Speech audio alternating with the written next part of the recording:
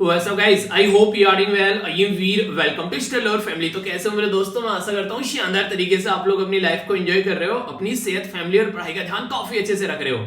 आज है 5 जनवरी 2022 के 4 दिन आप लोगों की जिंदगी में से जा चुके हैं। क्या जैसा आप लोगों ने डिसाइड किया है उसी तरीके से गए हैं या फिर किसी और तरीके से गए हैं? अगर जैसा डिसाइड किया था उसी तरीके से गए हैं तो थम्स अप है, और अगर डिसाइड किए हुए तरीके से नहीं किए हैं तो फिर भी थम्स अप है। डिसाइड करो आगे किस तरीके से चीजों को लेकर चलना है। अगर आप लोग सुधार पाते हो तो थम्स अप है, अगर सुधार नहीं पाए तो फिर दिक्कत हो जाएगी। तो कहने का मतलब यह है कि यार अच्छे से चीजों को लेकर चलो। ऐसा नहीं है कि 1-2 दिन स्टार्टिंग के सही नहीं कर पाए तो आगे भी पूरा साल बर्बाद हो जाएगा। नहीं, ऐसे नहीं सोचना है कभी भी। अपनी जिंदगी को आप लोग जहां चाहे वहीं सुधार सकते हैं, क्योंकि अब मॉर्निंग में मैं उठकर आप लोगों के लिए लेक्चर रिकॉर्ड कर रहा हूं, ठीक है। तो आज के दिन से ही चाहूं तो मैं अपनी जिंदगी में एक तरीके से बहुत ज्यादा इंप्रूवमेंट लेकर आ सकता हूं, अगर मॉर्निंग से मैं डिसाइड करूं। अगर मैं चाहूं कि नहीं यार जिंदगी बर्बाद चल रही है तो आगे भी चलने दो, तो फिर कोई मतलब ही नहीं है। तो यानी कि जिस तरीके से आप लोग जिंदगी को देखेंगे ना, वैसे आप लोग को ये दुनिया दिखाई देगी, ये जिंदगी दिखाई देगी। आप लोगों ने सुना होगा ना, हजारों साल पहले भगवत गीता में बोला गया था, यथा दृष्टि तथा सृष्टि। यानी कि जैसा आप लोग दुनिया को देखना चाहोगे वैसी ही दुनिया आप लोग को दिखाई देगी। अब इसी का उदाहरण आप लोग लिख लीजिए। ये काफी इंटरेस्टिंग लगा, मुझे लगा आप लोगों के साथ में शेयर करूं इसको। बोला गया मैं अकेला ही जमाने के लिए काफी हूं। आप लोग यहां पर सोचिए, 2 पर्सन है, दोनों पर्सन जो है वो एक ही बस के अंदर बैठे हुए हैं। ये इंसान जो है बोल रहा है कि काफी अकेला हूं, ठीक है। देखो शब्द में फेर देखना आप लोग, यहां पर काफी अकेला हूं, एक बोला है अकेला काफी हूं। समझ रहे हैं आप लोग, दोनों शब्दों में मतलब 3 के 3 शब्द यूज किए गए, काफी अकेला हूं और यहां पर अकेला काफी हूं। 3 ही वर्ड है दोनों जगह पर, लेकिन उनको अगर थोड़ा सा भी आप लोग चेंज करोगे तो जिंदगी को देखने का नजरिया चेंज हो जाएगा। जब तक ये वाला नजरिया आप लोग का रहेगा ना कि यार जिंदगी बर्बाद हो रही है, मेरे साथ पता नहीं क्या हो रहा है, ऐसा कैसे चलेगा जिंदगी में, तो आप लोग कभी भी अपनी लाइफ में सिलेक्टेड कैंडिडेट की कैटेगरी में नहीं आएंगे। अगर आप लोग इस कैटेगरी में रहेंगे, आप लोगों को हमेशा अपॉर्चुनिटी दिखेगी, आशाएं दिखेगी, यार नहीं जिंदगी जो है वो सबकी ऐसी होती है, दिक्कतें सबकी लाइफ में आती है, अरे उसी को तो टैकल करके आगे बढ़ना है, इसी का तो नाम जीना है। अगर ये वाली कैटेगरी अगर आप लोगों के माइंड में एक बार आ गई तो भाई साहब हमेशा आप लोग हंसते हुए नजर आओगे और हमेशा आप लोग लाइफ में अपने टारगेट को अचीव करते हुए नजर आओगे। तो मान लीजिए ये कैटेगरी है ए और ये कैटेगरी है बी, तो आप लोग कौन सी कैटेगरी में रहना चाहेंगे? बताइए, ए कैटेगरी में रहना चाहेंगे या फिर बी कैटेगरी में? बताइए कमेंट बॉक्स में आप लोग, ठीक है। काफी गर्व की बात है यहाँ पर हर्षिता हमारी एसएलवी फैमिली मेंबर, जिनका 42nd यहाँ पर अभी यहाँ पर सिलेक्शन में अगर बात करें तो इनका यहाँ पर अभी नंबर देखने को मिला। जो यहाँ पर अगर बात करें तो शॉर्ट सर्विस जो कमीशन होता है उसकी वुमेन की एंट्री में आर्मी के अंदर में, तो ये काफी एक गर्व की बात आप लोग बोल सकते हैं। अभी आप लोगों ने देखा होगा हमारी कंट्री में जो एनडीए में महिलाओं को जो है बेसिकली अलाउ किया गया, तो ये आने वाले टाइम में आप लोगों को ये नजर आएगी कि नारी शक्ति आप लोगों को बढ़ती नजर आएगी। तो रियलिटी में यार ये अप्रिशिएट करने लायक बात है। तो कांग्रेचुलेशन डियर, और इसी तरीके से आगे बढ़ते रहो। किसी भी मुकाम पर आप लोगों को एक जगह नहीं रुकना है। लाइफ में हमेशा कोमा होने चाहिए, ये अचीव कर लिया, ये अचीव कर लिया, ये अचीव कर लिया। ऐसा नहीं कि फुल स्टॉप लग गया बस ये अचीव किया इसके बाद में खत्म, ऐसा नहीं होना चाहिए। तो हमेशा लाइफ में कोमा लगाओ, कभी भी फुल स्टॉप आप लोगों को नहीं लगाने हैं। बहुत शानदार आज का यार ये डिस्कशन रहेगा, कसम से बोल रहा हूं, सुनकर आप लोगों का मजा आ जाएगा। इतना कुछ मैं आप लोगों को यहाँ पर बताने वाला हूं। इसी के साथ में पूरा कंप्लीट न्यूज़पेपर कवर करूंगा डिटेल में।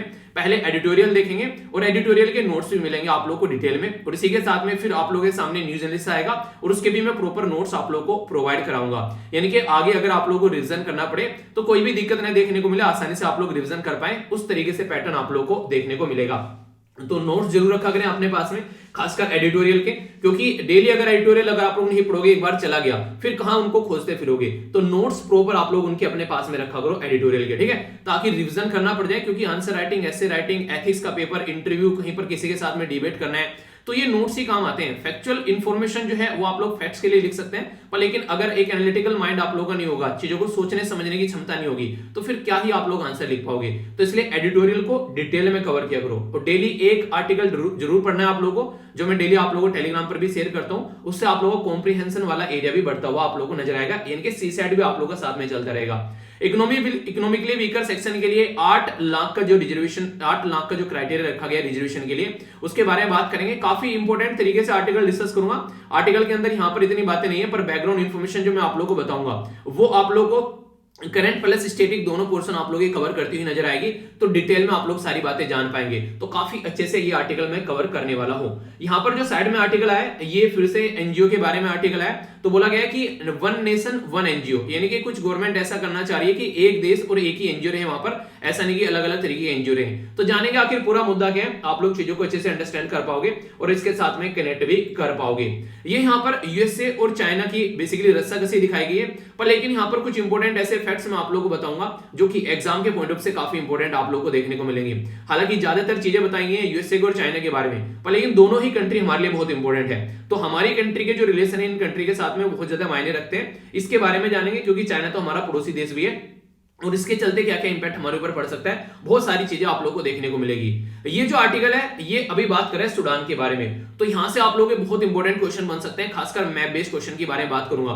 ज्योग्राफिकल लोकेशन के बारे में आप लोग कई सारी बातें बताऊंगा, नाइल रिवर उसके आसपास में कौन कौन से डैम बन रहे हैं, क्या क्या इश्यूज देखने को मिल रहे हैं, हॉर्न ऑफ अफ्रीका वाला रीजन क्या है, बहुत कुछ आप लोगों को जानने को मिलेगा। मतलब ये कहने का ये कि डायरेक्ट प्रीलिम्स में आप लोगों के लिए क्वेश्चन यहां से देखने को मिल सकते हैं, तो बहुत ही डिटेल में शानदार तरीके से डिस्कस करने वाला हूं। ये जो साइड में आर्टिकल है यहाँ पर आप लोगों को बेसिकली वैसे इंपॉर्टेंट आर्टिकल नहीं है, पॉलिटिकल मुद्दे हैं, पर लेकिन यहाँ पर जो राइटर है वो एक किताब के बारे में बात कर रहे हैं और ये किताब इन्हीं राइटर के द्वारा लिखी गई है। तो इस किताब के बारे में कम से कम आप लोगों को पता होना चाहिए, बस छूटेगा नहीं कुछ भी, ठीक है। तो ये हम लोग जानेंगे इसके बारे में भी। ये साइड में जो आर्टिकल है ये आप लोगों को वैसे अगर देख रहे हैं तो स्टेट की स्कीम के बारे में, पर कई बार आप लोगों ने देखा होगा स्टेट पीसेस की आप लोग तैयारी कर रहे हैं तो मैच करने के लिए आते हैं कि ये किस राज्य की स्कीम है। इसी के साथ में यहाँ पर सेंट्रल गवर्नमेंट की भी एक स्कीम है उसी के पैरेलल में, तो उसके बारे में बात करूंगा। तो यानी कि दो स्कीम आप लोगों की कवर हो जाएगी, एक तो स्टेट गवर्नमेंट की और एक सेंट्रल गवर्नमेंट की। तो इस तरीके से आर्टिकल को हम लोग यहाँ पर देखेंगे जिसके बारे में आप लोग को जानने को मिलेगा। ये जो आर्टिकल है केरला के बारे में, केरला के बारे में आगे भी एक आर्टिकल है न्यूज एनालिसिस में, तो वहां पर मैं इसको कवर कर लूंगा, छूटेगा आप लोगों का ये भी नहीं। यानी कि पूरे एडिटोरियल में से एक भी एडिटोरियल जो है आप लोगों का छूटेगा नहीं। जो जो इंपॉर्टेंट पॉइंट है सारे एडिटोरियल में से वो मैं आप लोगों के सामने रखने वाला हूं, और जो बिल्कुल बहुत ज्यादा इंपॉर्टेंट है उसको मैं डिटेल में कवर करने वाला हूं, ठीक है। तो इसलिए अच्छे से देखिएगा पूरा। और यहाँ पर तो ये कोविड-19 के केस कैसे बढ़ रहे हैं वो सारी बातें, आप लोगों ने अपना डोज लगवाया कि नहीं, यस या फिर नो, दोनों डोज हो चुके हैं आप लोग, बताइए जरा। आप लोगों के दोनों डोज कंप्लीट हो जाने चाहिए अब आज की डेट में आगे, ठीक है।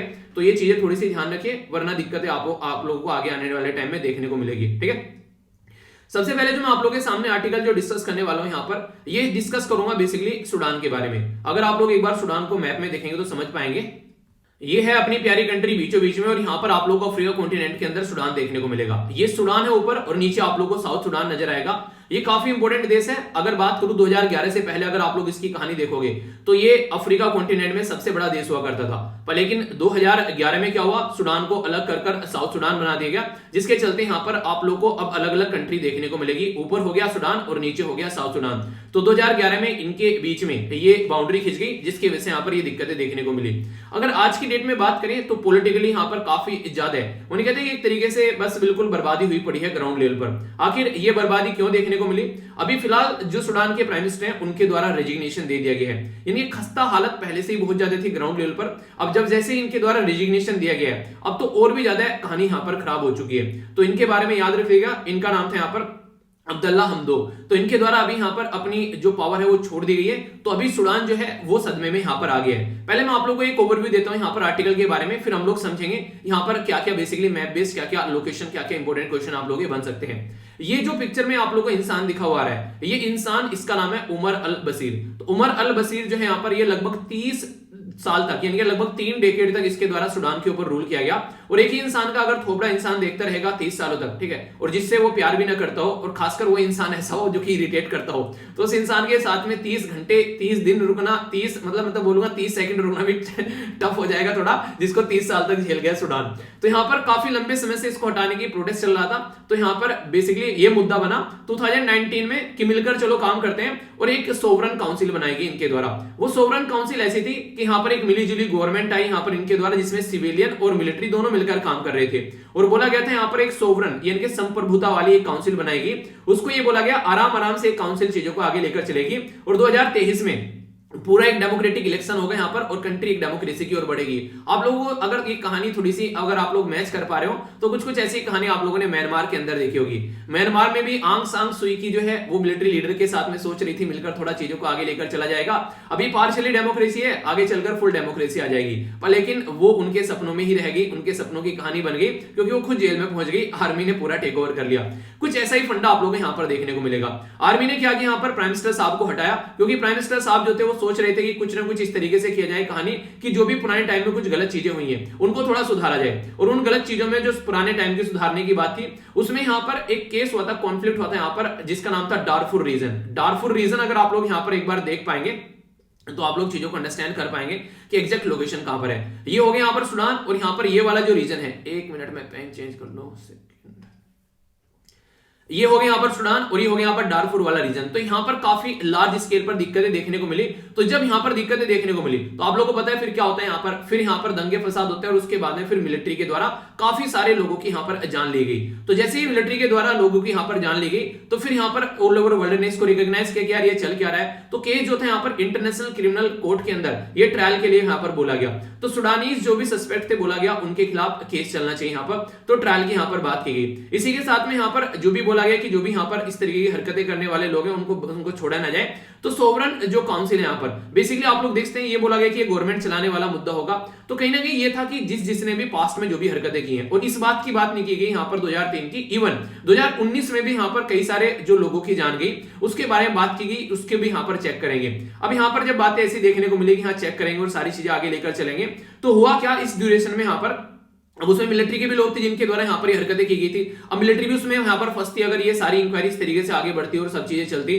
तो एक्टिविस्ट जो थे और सिविलियन गवर्नमेंट थे वो यहाँ पर बेसिकली यहाँ पर एक साथ में आ गए, ठीक है। एक्टिविस्ट और जो सिविलियन ग्रुप थे बेसिकली वो एक साथ में आ गए और उनके द्वारा बोला गया इन्वेस्टिगेशन चलनी चाहिए। जिन जिन लोगों की यहाँ पर जान गई है और मिलिट्री के द्वारा जो जो हरकतें की गई है वो सारी चीजें यहाँ पर चेक होनी चाहिए। तो मिलिट्री को लेकर आप लोग देख पा रहे होंगे ऑलरेडी यहाँ पर काफी ज्यादा गुस्सा है लोग यहाँ पर मिलिट्री के ऊपर। और सोचिए उस टाइम पर यहाँ पर जो प्राइम मिनिस्टर थे यहाँ पर इनको बेसिकली तख्ता पलट करने की कोशिश की गई थी और फिर से यहाँ पर इन्हीं को रीइंस्टेट कर दिया गया, इनके फिर से इन्हीं को प्राइम मिनिस्टर बना दिया गया ताकि माहौल थोड़ा सुलझा रहे। ये बिल्कुल ऐसे जैसे अंग्रेजों के टाइम पर आप लोगों ने देखा होगा किसी पर्टिकुलर राजा को नाम का राजा बनाए रखते थे, एक तरीके से पपेट राजा बनाए रखते थे, बाकी मनमानी सारी अपनी करते थे। ऐसा ही कुछ यहाँ पर इनकी आर्मी कर रही थी। तो अभी मुद्दा ये बना देखने को कि इनके द्वारा बोल दिया कि मैं क्यों फालतू में पपेट बनूं, मैं तो यहां से छोड़कर जा रहा हूं। तो ये भाई साहब निकल लिए अपना तख्ता छोड़ के। तो जैसे इनके द्वारा तख्ता छोड़ा गया अब बोला यह जा रहा है कि आर्मी जो है उसके ऊपर लोगों को वैसे ट्रस्ट नहीं बना हुआ है। अब यहाँ पर जो हम दो है भाई साहब ये छोड़कर चले गए। तो अब देखने वाली बात यहाँ पर होगी क्या जनता जो है वो आर्मी को यहाँ पर एक्सेप्ट कर पाएगी, क्योंकि आर्मी तो ऑलरेडी यहाँ पर इमेज खराब किए बैठी है अपनी।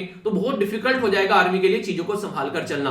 और इसी टाइम पर यहाँ पर जब इनके द्वारा ये रेजिग्नेशन दे दिया गया तो सारी चीजें वैसे ही कोलैप्स कर चुके हैं। कंट्री में आर्मी का रूल चल रहा है, ऊपर से जो आर्मी जो है वो अनपॉपुलर है, बिल्कुल भी पॉपुलर नहीं है। और प्राइम मिनिस्टर जो है यहाँ पर एक तरीके से उनके लिए अच्छा नहीं होगा एक तरीके से नया प्राइम मिनिस्टर फाउंड करना, वो भी ऐसा ही कोई पपेट वाला प्राइम मिनिस्टर जिसको वो लगाकर बैठेंगे। इसकी क्या गारंटी है कल को कोई दूसरा तोता प्राइम मिनिस्टर बैठा देंगे और उसको जनता एक्सेप्ट करेगी। तो ये भी सोचने वाला मुद्दा होगा। तो आगे देखने वाली बात यहां पर ये कि किसको ये प्राइम मिनिस्टर यहां पर अपॉइंट करेंगे और कैसे चीजों को लेकर चलने वाले हैं। क्योंकि अगर एक्सेप्ट नहीं किया गया तो फिर से प्रोटेस्ट देश के अंदर होंगे, और देश के अंदर अगर प्रोटेस्ट होंगे तो फिर क्या होता है आप लोगों को देखने को मिलेगा पूरी अर्थव्यवस्था जो होती है वो बर्बाद हो जाती है। यहां पर 400% इन्फ्लेशन देख रहा है, महंगाई इतनी है कि इंसान जो है एक कप कॉफी भी ना खरीद पाए ढंग से, ऐसी हालत आप लोगों को यहाँ पर देखने को मिलेगी। 43 मिलियन जो लोग हैं आज के डेट में अगर बात करें यहाँ पर, वो यहाँ पर एक तरीके से ह्यूमैनिटेरियन असिस्टेंस की कगार पर पहुंचे हुए। बोला गया था अभी यूएन के द्वारा इनके भुखमरी की कंडीशन आने वाली यहाँ पर ऐसी जैसी आप लोगों को अफगानिस्तान में देखने को मिलती थी। तो काफी क्रिटिकल आप लोगों को यहाँ पर सिचुएशन देखने को मिलेगी। तो बोला यह जा रहा है कि आने वाले टाइम में कोशिश ये करो कि पावर शेयरिंग का फॉर्मूला लेकर एक दूसरे के साथ में मिलकर काम किया जाए और डेमोक्रेसी की ओर चलो। जैसे आप लोगों ने बोला था 2023 तक हम लोग डेमोक्रेसी लेकर आएंगे, तो वही यहाँ पर कुछ सॉल्यूशन लेकर आ सकता है। अगर वो सॉल्यूशन आप लोग नहीं कर पाओगे तो फिर देखिए सिचुएशन जो है वो जल्दी यहां पर सुधरने वाली नहीं है। तो ये बातें यहां पर इनके द्वारा बोली गई है। अब चलिए ये तो इनका यहां पर अलग अलग मुद्दे हो गए। अब और इंपॉर्टेंट जो टॉपिक है उसकी और मैं बढ़ता हूं जो आप लोगों से एग्जाम में क्वेश्चन पूछा जा सकता है। सूडान जो है वो काफी इंपॉर्टेंट एरिया है। एक साइड में आप लोगों को रेड सी से कनेक्ट होता हुआ नजर आएगा और दूसरी साइड में यहां पर जो हॉर्न ऑफ अफ्रीका है उससे कनेक्ट होता हुआ नजर आएगा। हॉर्न ऑफ अफ्रीका में कौन कौन सी कंट्री आती है तो याद रखिएगा 4 देश आप लोगों को देखने को मिलेंगे। एरिट्रिया हो गया, यहाँ पर इथियोपिया हो गया, सोमालिया हो गया और जिबूती हो गया। जिबूती बोलते हैं, डी साइलेंट रहते हैं यहाँ पर, ये याद रखना क्योंकि कई बार इसको डिजिबूती पढ़ते थे, ठीक है। इवन मुझे भी पहले नहीं पता था इसके बारे में, तो ऐसा नहीं कोई माँ के पेट से सीख कर आया। जब भी पता चले आप लोग कोई गलत काम आप लोग कर रहे हैं तुरंत उसको छोड़कर अपने आप को इंप्रूव करने की कोशिश करो। यही एक इंसानियत के आप लोग की आगे बढ़ने का तरीका हो सकता है। अगर आप लोग रिपीटेडली उसी मिस्टेक को रिपीट करते रहेंगे तो जिंदगी में वहीं पड़े रहेंगे जहां पर आज के डेट में आप लोग हो। अगर आगे जिंदगी में बढ़ रहे हैं तो जो भी मिस्टेक आप लोग कर रहे हैं, कई सारे बच्चे ऐसे मॉर्निंग में उठकर अपना काम निपटाते हैं, डेली एक्सरसाइज करते हैं, अपने पैटर्न को फॉलो करते हैं, ठीक है, सारे काम करते हैं। एक तो वो इंसान है, एक इंसान ऐसा है जो कुछ भी नहीं कर रहा है, बस चल रही है जिंदगी, कभी सो रहा है, कभी उठ रहा है, क्या चल रहा है। तो आप लोगों को क्या लग रहा है वो अपने टारगेट को अचीव कर पाएगा ढंग से? तो आप लोगों का कंपटीशन आता है तो यहीं पे कट हो जाता है। तो कोशिश करो अपने पैटर्न को फॉलो करने की। अब बात करते हैं यहाँ पर नाइल रिवर, जो कि एक काफी बड़ी रिवर आप लोग देखते हैं यहाँ पर, जो कि आप लोगों से कई बार क्वेश्चन पूछाते हैं। तो सबसे लंबी रिवर अगर पूछा आप लोगों से तो यहाँ पर ये नाइल रिवर आप लोगों को देखने को मिलेगी। ये नाइल रिवर बेसिकली दो यहाँ पर रिवर है जिनसे जाकर मिलती है। एक का नाम है यहाँ पर ब्लू नाइल और एक का नाम है यहाँ पर व्हाइट नाइल। व्हाइट नाइल जो निकलती है वो लेक विक्टोरिया से निकलती है और ब्लू नाइल निकलती है वो लेक टना से निकलती है, ठीक है। तो जो यहाँ पर दोनों जाकर मिलती है तो मिलती है खार्तूम के अंदर, सूडान के अंदर में। तो ये इनका मीटिंग पॉइंट भी यहाँ पर एग्जाम में आप लोगों से कई बार पूछे जा चुके हैं, तो इसके बारे में आप लोग याद रखिएगा। और आगे जाकर गिर जाती है यहाँ पर ये मेडिटेरेनियन सी के अंदर में, ठीक है। अभी यहाँ पर जो मुद्दा क्या है, मुद्दा यहाँ पर ये कि अलग अलग कई सारे डैम बने हुए हैं यहाँ पर इस रिवर के ऊपर, दुनिया भर के डैम बने हुए हैं। जो सबसे इंपॉर्टेंट अभी न्यूज में रहता है वो है ग्रांड इथोपियन रेनेसा डैम। ये ऐसा डैम है, अगर इस पे कल को चलकर इथोपिया जो है प्रॉपर यहाँ पर एक डैम बनाता है, जैसे कि वो चल रहा है काम पूरा, तो सूडान में पानी की कमी हो जाएगी। इसी के साथ में आसवांग डैम बन रहे हैं यहाँ पर, किसके अंदर, ये इजिप्ट के अंदर है, ये भी बहुत बड़ा डैम है। तो यहाँ पर ये माना जाता है कि इसके चलते भी आगे चलकर जो है जो पानी इसके लिए भी यहाँ पर कमाए, अगर यहाँ पर ये रोक कर बैठ जाए तो ये इंपॉर्टेंट मुद्दे हैं। तो पहले तो ये याद रखिएगा कौन सी रिवर पर बन रहा है, तो ये नाइल रिवर पर बन रहा है। पर लेकिन आप लोगों से पूछ ले नाइल में कौन सी नाइल, ब्लू नाइल के व्हाइट नाइल, तो भाई साहब ये ब्लू नाइल के ऊपर बन रहा है। तो इस तरीके से आप लोग चीजों को याद रखिएगा, क्योंकि एग्जामिनर जब अपनी उस पर आएगा ना बदतमीजी पर, यानी कि एक तरीके से एग्जामिनर जब बोलेगा कि मुझे मजे लेने हैं, तो फिर वो मजे लेने पर आ जाएगा। तो आप लोग को चीजें पता होनी चाहिए ढंग से। तो लेक टना है यहाँ पर ये, जो किसके निकल कर आती है ब्लू नाइल, और लेक विक्टोरिया है जिससे निकल कर आती है व्हाइट नाइल। और यहाँ पर ये काफी इंपॉर्टेंट रिवर है अफ्रीका में, आप लोग इसको देख पा रहे हो तो ये खासकर सूडान से आप लोगों को होती नजर आएगी। तो ये आप लोग मुद्दा रखिएगा। अब सूडान और साउथ सूडान में से एक क्वेश्चन और बन जाएगा, बोलने लगे कि साउथ सूडान में व्हाइट नाइल आती है, ब्लू नाइल आती है। तो याद रखिएगा व्हाइट नाइल आती है साउथ सूडान में, इसकी कैपिटल है जुबा, और ऊपर जो है यहाँ पर इसकी कैपिटल है खार्तूम, ठीक है। तो ये दोनों का पर्टिकुलर लोकेशन मैंने बता दिया, और कहां पर क्या क्या मुद्दे हैं ये आप लोगों को बता दिया। तो ये इस तरीके से आप लोग एक इंपॉर्टेंट आर्टिकल यहां पर बोल सकते हो। मैं बेस्ट क्वेश्चन अगर आप लोग का कल को बन जाए तो आप लोग कंफ्यूजन नहीं होना चाहिए, और बाकी मुद्दा क्या है पूरा वो मैंने डिटेल में आप लोग को समझा दिया। कैसा लगा जरूर बताएगा, अगर कहीं भी डाउट हो तो आप लोग बेसिकली पूछ सकते हैं उसको। और इसी के साथ में जो 3 चीजें आप लोग करनी होती है वो आप लोग जरूर किया कीजिए, ताकि जो लेक्चर है वो सही डायरेक्शन में चलता रहे, ठीक है। तो उसके बारे में आप लोग जरूर ध्यान रखा कीजिए, तो इसके चलते जो है चीजें सही पैटर्न में आप लोगों को चलती हुई नजर आएंगी, ठीक है। आगे बढ़ते हैं, यहाँ पर आगे बढ़ते हैं। जो सबसे इंपॉर्टेंट अब यहाँ पर एक और आर्टिकल मैं आप लोगों से कवर करने वाला हूं, जिसके बारे में आप लोगों से कई बार क्वेश्चन भी पूछ ले जाते हैं, और आप लोगों ने भी देखा होगा आप लोग कई बार इसको लेकर कंफ्यूज भी रहते हैं। तो इस आर्टिकल को मैं बात करूंगा, ये बात करें चाइना और बेसिकली यूएसए के रिलेशन के बारे में। इस आर्टिकल में मैं आप लोग कुछ मुद्दे बताता हुआ चलूंगा, जिसके साथ में आप लोग कोरिलेट कर पाएंगे, और फिर हम लोग चीजों को अच्छे से और देखेंगे यहाँ पर क्या मुद्दा है। अभी यहाँ पर अगर बात करें चाइना को लेकर, यूएसए जो है वो काफी ज्यादा सख्ते में है। वो चाहता है कि चाइना को बेसिकली टैकल किया जाए, क्योंकि चाइना जो है वो आज की डेट में बदतमीजी की पराकाष्ठा पार कर रहा है। तो यहाँ पर वैसे तो आप लोग को दोस्त देखने को मिलेंगे, अगर आप लोग वैसे देखोगे कि हाँ दोस्त है एक दूसरे के, पर रियलिटी में एक दूसरे को यहाँ पर टैकल करते हुए दोनों नजर आएंगे। तो अभी यहाँ पर अगर मैं बात करूं, मैप में आप लोगों को चाइना दिखाऊं, तो चाइना आप लोगों को यहाँ पर देखने को मिलेगा, ये है अपनी प्यारी कंट्री, यहाँ से आप लोग देख पा रहे हैं। तो इंडो पैसिफिक रीजन बेसिकली जिसको बोला जाता है वो क्या होता है, एक तो होता है पैसिफिक ओशन, ठीक है, और एक होता है यहाँ पर बेसिकली इंडियन ओशन। तो इंडियन ओशन और पैसिफिक ओशन को मिलाकर जो रीजन बनता है उसको आप लोग इंडो पैसिफिक रीजन बोल देते हैं। ये टर्म कई बार न्यूज में रहती है, पर लेकिन चाइना पहले तो इसी को लेकर चढ़ जाता है। वो बोलता है भाई साहब इंडो के यूज कर रहे हो यहाँ पर, ये आप लोग एशिया यूज करो ना, एशिया पैसिफिक बोलो आप लोग इसको। पर लेकिन सारी कंट्री जो भी चाइना से चिढ़ती है वो एशिया शब्द ने यूज करके वो यहाँ पर इंडो पैसिफिक वर्ड यूज करती है।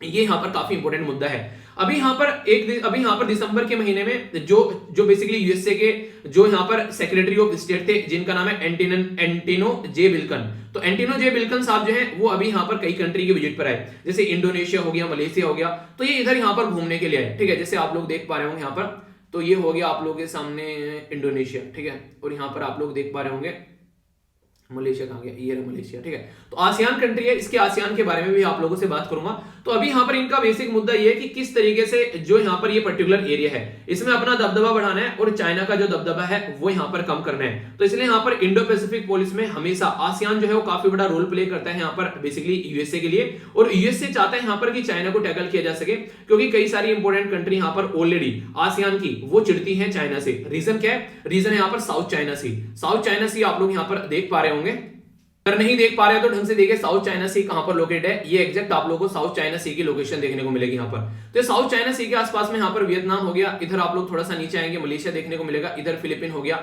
ये सारी कंट्री जो है ये यहाँ पर मिलकर रहती है। ऊपर आप लोगों को ताइवान देखने को मिल रहा है। तो इस एरिया में चाइना ये बोलता है कि ये एरिया जो है मेरा है, ठीक है। स्पार्टली आइलैंड आप लोग देखते हैं, ये भी यहाँ पर कई बार न्यूज में रहते हैं। तो ये पर्टिकुलर जो एरिया है ये काफी इंपॉर्टेंट एरिया है। और यहाँ पर बेसिकली चाइना ये बोलता है कि एक 9 डैश लाइन है। ये जो डैश है ना 1 2 3 4 5 6 7 8 9, तो 9 डैश इसके द्वारा लगा दी गई, इसलिए इसको 9 डैश लाइन बोलते हैं। और 9 डैश लाइन बोलकर बोलता है चाइना कि साउथ चाइना सी में ये 9 डैश लाइन जो है ये पूरा एरिया जो है वो मेरा है। तो इसके अंदर यहाँ पर फिलीपीन का भी एरिया अपने कब्जे में ले लेता है, ब्रुनोई का भी, मलेशिया का भी और इधर वियतनाम का भी। इसके चलते यहाँ पर ये सारी कंट्री जो है वो इससे चिड़ी बैठी रहती है। तो चाइना बोलता है कि यहाँ पर क्योंकि ये साउथ चाइना सी है और यहाँ पर नाम भी मेरा है चाइना, तो बिल्कुल ऐसे इंडिया बोले ना कि इंडियन ओशन है तो नाम भी मेरा है इंडिया। तो इस तरीके से यहाँ पर ये सारी चीजें अपने कंट्रोल में करता है। और ये कंट्री ज्यादा इसलिए भी नहीं बोल पाती है क्योंकि चाइना एक बहुत ही पावरफुल कंट्री है। इसी के साथ में चाइना जो है ह्यूज इन्वेस्टमेंट करता है, तो कई बार पैसे के लालच में भी नहीं बोल पाते हैं। उन्हीं इंसान को अगर आप लोग उसको वैसे देखो, इंसान को अगर वैसे आप लोग ना करो तो पैसे के मामले में तोड़ लो। तो कई बार देखने को मिलेगा आप लोगों को यहाँ पर इस तरीके की हरकतें लोग करते हुए नजर आते हैं। तो इसलिए जरूरी है यहाँ पर कि अगर इनको ऑल्टरनेटिव कुछ मिल जाए, यानी कि पता चला इनको आज के डेट में यहाँ पर जो चाइना से जो पैसा मिल रहा है, सपोर्ट मिल रहा है, उसका सपोर्ट अगर यूएसए से मिलने लगे तो कैसा होगा। तो ये काफी इंपॉर्टेंट मुद्दा है। अभी चाइना का एक पर्टिकुलर इनिशिएटिव है जिसको बोलते हैं बेल्ट एंड रोड इनिशिएटिव। ये बेल्ट एंड रोड इनिशिएटिव के थ्रू चाइना क्या करता है, पूरी दुनिया में अपना दबदबा बनाने की कोशिश कर रहा है। इसमें लैंड के थ्रू भी यहाँ पर कनेक्टिविटी बढ़ा रहा है और रोड के थ्रू भी यहाँ पर कनेक्टिविटी बढ़ा रहा है और सी के थ्रू भी कनेक्टिविटी बढ़ा रहा है, ठीक है। तो लैंड जो यहाँ पर देखने को मिलेगा आप लोगों का, यानी कहने का मतलब यहाँ पर है मैरीटाइम को आप लोग देखने को मिलेगा, इसके थ्रू यहाँ पर कनेक्टिविटी और ऊपर से यहाँ पर ये जो मिट्टी के थ्रू रास्ता जो जाता है यानी जमीन के थ्रू उसके कनेक्टिविटी। तो जहां जहां पर भी इन्वेस्टमेंट कर रहा है वो कंट्री जो है वो इसके नीचे दब गई है आज के डेट में। खासकर जब बात करते हैं तो डेट क्राइसिस में यहाँ पर वो कंट्री फंस चुकी है। तो अब क्या चाहता है यूएसए यहाँ पर ये चाहता है कि चाइना का ये डेट क्राइसिस वाला जो फंडा है इससे लोगों को बचाया जाए। तो इसी के चलते इसके द्वारा स्टार्ट किया गया जिसको बोलते हैं build back better world initiative. तो आप लोगों को याद होगा यहाँ पर G7 कंट्री के बारे में हम लोगों ने जब डिस्कस किया था तो उसमें मैंने आप लोगों को ये पूरा डिस्कस किया था कि जो जो कंट्री आज के डेट में पैसा ले रही है चाइना से और चाइना के नीचे दबती हुई जा रही है वो कंट्री अब यूएसए से पैसा ले सकती है और यूएसए उसको आसान किस्तों में पैसा प्रोवाइड कराएगा और यहाँ पर कोई डेट क्राइसिस का फंडा भी नहीं देखने को मिलेगा, वो हरकतें नहीं नजर आएगी यहाँ पर। इवन चाइना तो ये करता है कहीं पर जाकर इन्वेस्टमेंट करना है, मान लीजिए अफ्रीका के अंदर उसको वहां पर, ठीक है, अफ्रीका के अंदर उसको कुछ सामान निकालना है, उसको आयरन और निकालनी है, लिथियम निकालना है, कुछ और निकालना है, तो वो अपने खुद के लोग लेकर जाता है, जो भी अपने लोगों को देता है। इतनी बदतमीजी करता है चाइना। इससे फालतू और क्या, इसके फालतू और क्या एक्सपेक्ट करोगे आप लोग चाइना से। तो सारी पराकाष्ठा जो है ये पार करता हुआ वहां पर नजर आता है। अभी यहाँ पर जो आसियान कंट्री है वो बेचारी ऐसी कंट्री है कि वो चाहती है कि कहीं ना कहीं उनको सपोर्ट मिलता रहे। इसलिए आप लोगों ने देखा होगा जब रीजनल कॉम्प्रिहेंसिव इकोनॉमिक पार्टनरशिप के बारे में मैंने आप लोगों को पढ़ाया था उसमें वो चाहते थे कि इंडिया यहाँ पर इसके अंदर रहे। क्यों? क्योंकि जब दो ताकतवर कंट्री एक दूसरे के आमने सामने आ जाती है तो यहाँ पर एक रहता है कि कम से कम यहाँ पर जो गरीब जो थोड़ा गरीब तो बोलूंगा नहीं, खैर जो थोड़ी सी कमजोर कंट्री रहती है वो कंट्री है वो अपना दबदबा बेसिकली दिखा पाती है, इनके वो भी अपनी बातें रख पाती है, वरना चाइना सबको धमका के बैठाता रहता।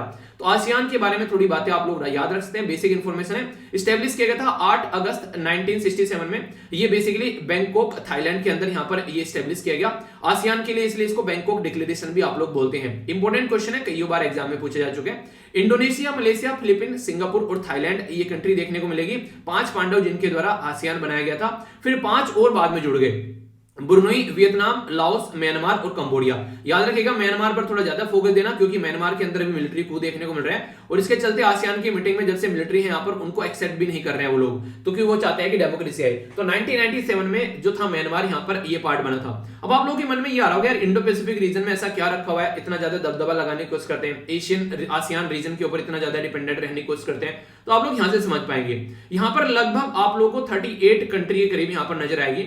इसी के साथ में वर्ल्ड का जो सरफेस एरिया लगभग 40% आप लोगों को देखने को मिलेगा।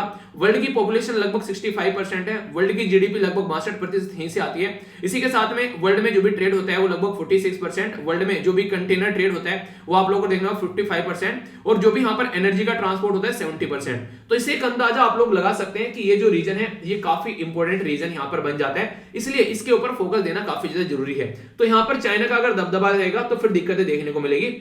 इसीलिए यूएसए के द्वारा मिलकर क्वाड बनाया गया। क्वाड में आप लोगों को पता है यहाँ पर एक साइड में यूएसए आ गया, एक साइड में इंडिया आ गया, एक साइड में जापान आ गया और यहाँ पर एक साइड में आप लोगों को ऑस्ट्रेलिया देखने को मिलेगा। तो ये चाइना को टैकल करने के लिए ही इनके द्वारा क्वाड का जो ग्रुप है वो बनाया गया, ताकि चाइना को टैकल किया जा सके कल को चलकर और चाइना की जो बदतमीजी है उसको यहाँ पर रोका जा सके। तो ये फंडा आप लोगों को यहाँ पर देखने को मिलेगा। तो देखिए यूएसए चाहता है कि उसका दबदबा रहे, तो ये अमेरिका की इंडो पैसिफिक पॉलिसी आप लोग बोल सकते हैं, ठीक है। तो ये एक तरीके से ये भी कोशिश की जा रही है कि हम लोग एक तरीके से चाइना को डिटरेंस क्रिएट करने के लिए नहीं, हम लोग यहाँ पर चाहते हैं कि अपना स्टेब्लिशमेंट कर गए। देखिए आप लोग को ये नजर आएगा, जैसे क्वाड बनाया गया तो लोग बोले थे चाइना को टैकल करने के लिए बनाए, पर लेकिन कभी भी क्वाड के किसी भी डॉक्यूमेंट में आप लोगों को ये नहीं देखने को मिलेगा चाइना को टैकल करना है, ठीक है। वो इनडायरेक्ट वे में हो जाती है चीजें, ठीक है। तो ऐसा आप लोग अंडरस्टैंड कर सकते हैं। तो ये काफी इंपॉर्टेंट आर्टिकल है। तो बुल्ट बैक बेटर इनिशिएटिव क्या है? Belt and road initiative. अच्छा, बेल्ट एंड रोड इनिशिएटिव कभी स्टार्ट किया गया था ये पता है आप लोगों को? बताइए जरा।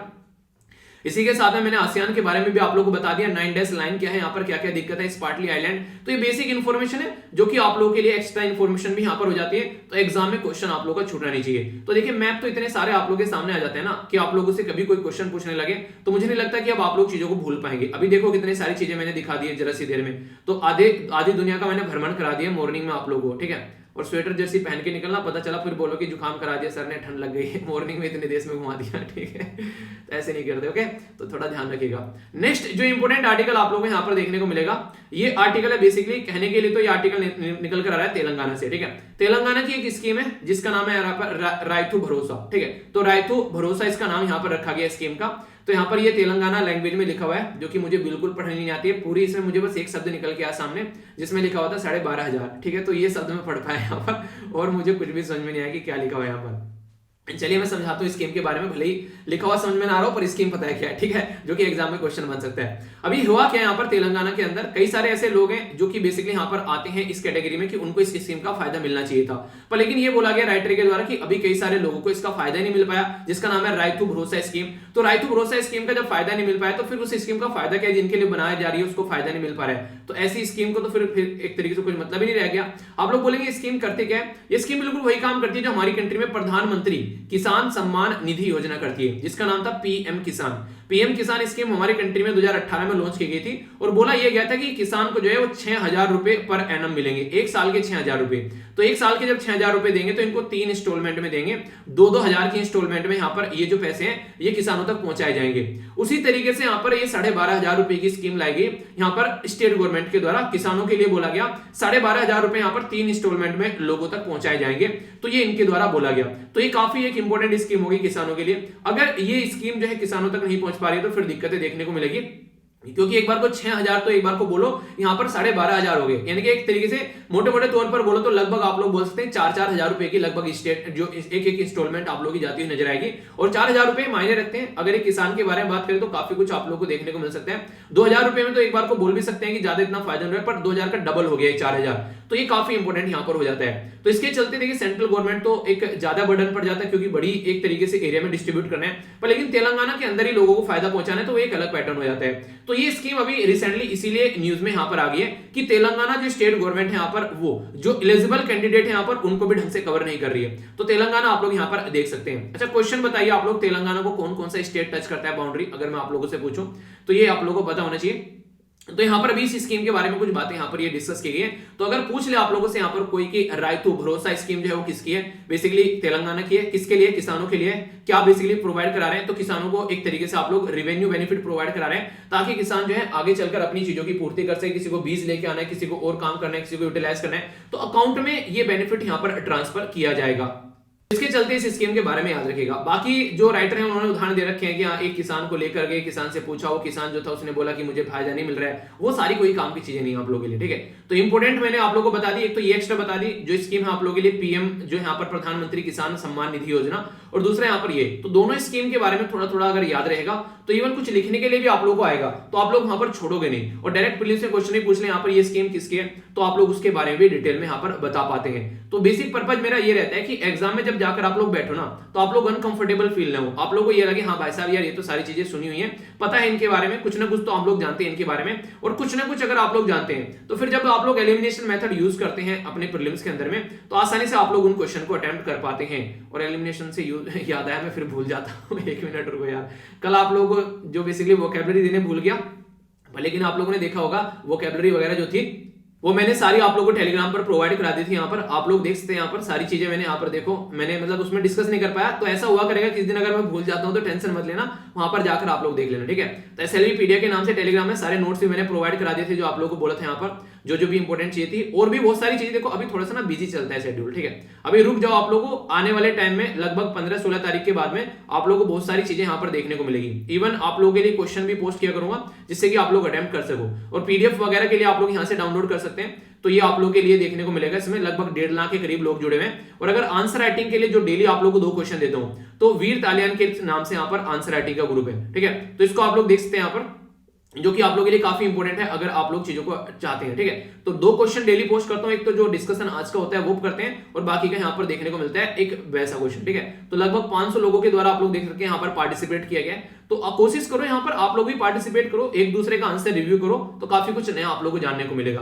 तैयारी ऐसी करो कि हर एक लेवल की हो। एडिटोरियल के प्रॉपर नोट्स आप लोगों के पास में होने चाहिए, आंसर राइटिंग ग्रुप आप लोग के पास में, इसी के साथ में सारी चीजें आप लोगों के पास में। तो और चाहिए कि आप लोग को ये तो बता दो, किसी चीज की कमी है क्या, और क्या जान लोगे अच्छे से पढ़ाई कर लो यार अब बैठ के। आइए आगे चलते हैं। डॉक्ट्राइन ऑफ लैप्स के बारे में बात की जा रही है यहाँ पर, ये क्वेश्चन मैं आप लोगों को दे दूं फिर भूल जाता हूं। डॉक्ट्राइन ऑफ लैप्स के बारे में बात की जा रही है, तो यहाँ पर ये पॉलिसी किसके द्वारा लाई गई थी? Lord Dalhousie, Lord Canning, Lord Hasting या फिर लॉर्ड बेंटिक, किसके द्वारा ये पॉलिसी लाई गई थी? ये क्वेश्चन का आंसर आप लोगों को देना है।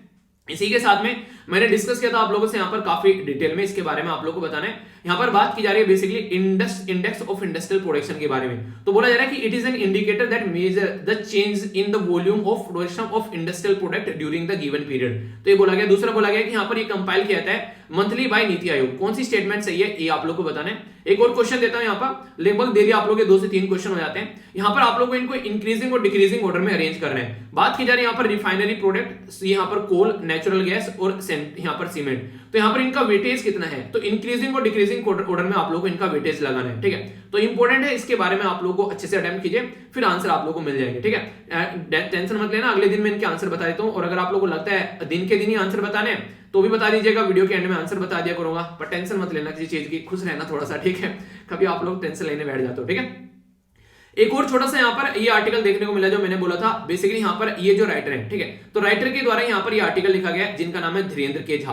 तो धीरेन्द्र के झा के द्वारा यहाँ पर ये किताब लिखी गई है गांधी जी के असैसिनेशन से related, the making of Nathuram Godse and his idea of India, ठीक है। तो ये यहाँ पर इनके द्वारा किताब का नाम लिखा गया है। आप लोगों को पता होगा नाथुराम गोडसे के द्वारा यहाँ पर महात्मा गांधी जी को गोली मारी गई थी, तो उसके चलते यहाँ पर महात्मा गांधी जी की एक तरीके से हत्या की गई थी। तो एसेसिनेशन बोलते हैं, पॉलिटिकल हत्या अगर की जाती है उसको एसेसिनेशन, ठीक है। तो इनके द्वारा महात्मा गांधी जी का एसेसिनेशन किया गया। तो उसके चलते यहाँ पर यह माना जाता था कि गोडसे साहब यहाँ पर ये सोचते थे कि कहीं ना कहीं जो आज के डेट में महात्मा गांधी जी हैं वो देश को डिवाइड करने का काम कर रहे हैं, और एक तरीके से यहाँ पर इनके मन में जो भी भावनाएं थी वो इनके द्वारा यहाँ पर वो एक तरीके से यहाँ पर वो बेसिकली गांधी जी की जान लेके चलेगी।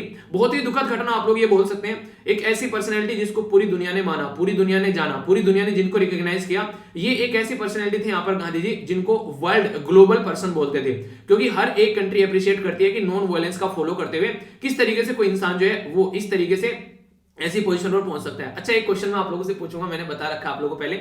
एक ऐसा इंसान था, एक बहुत बड़ा साइंटिस्ट, जिसने ये बोला था कि अगर कोई आज के बाद में जब यहाँ पर महात्मा गांधी जी चले गए, आने वाली जनरेशन अगर सोचेगी कि हड्डी और मांस का बना हुआ कोई ऐसा आदमी भी धरती पर आया था, तो उसके बारे में पढ़कर वो सरप्राइज हो जाएंगे। एक ऐसी स्टेटमेंट किस महान साइंटिस्ट ने दी थी महात्मा गांधी जी के बारे में? ये क्वेश्चन का आंसर आप लोग दीजिए, देखता हूं किस किस को पता है।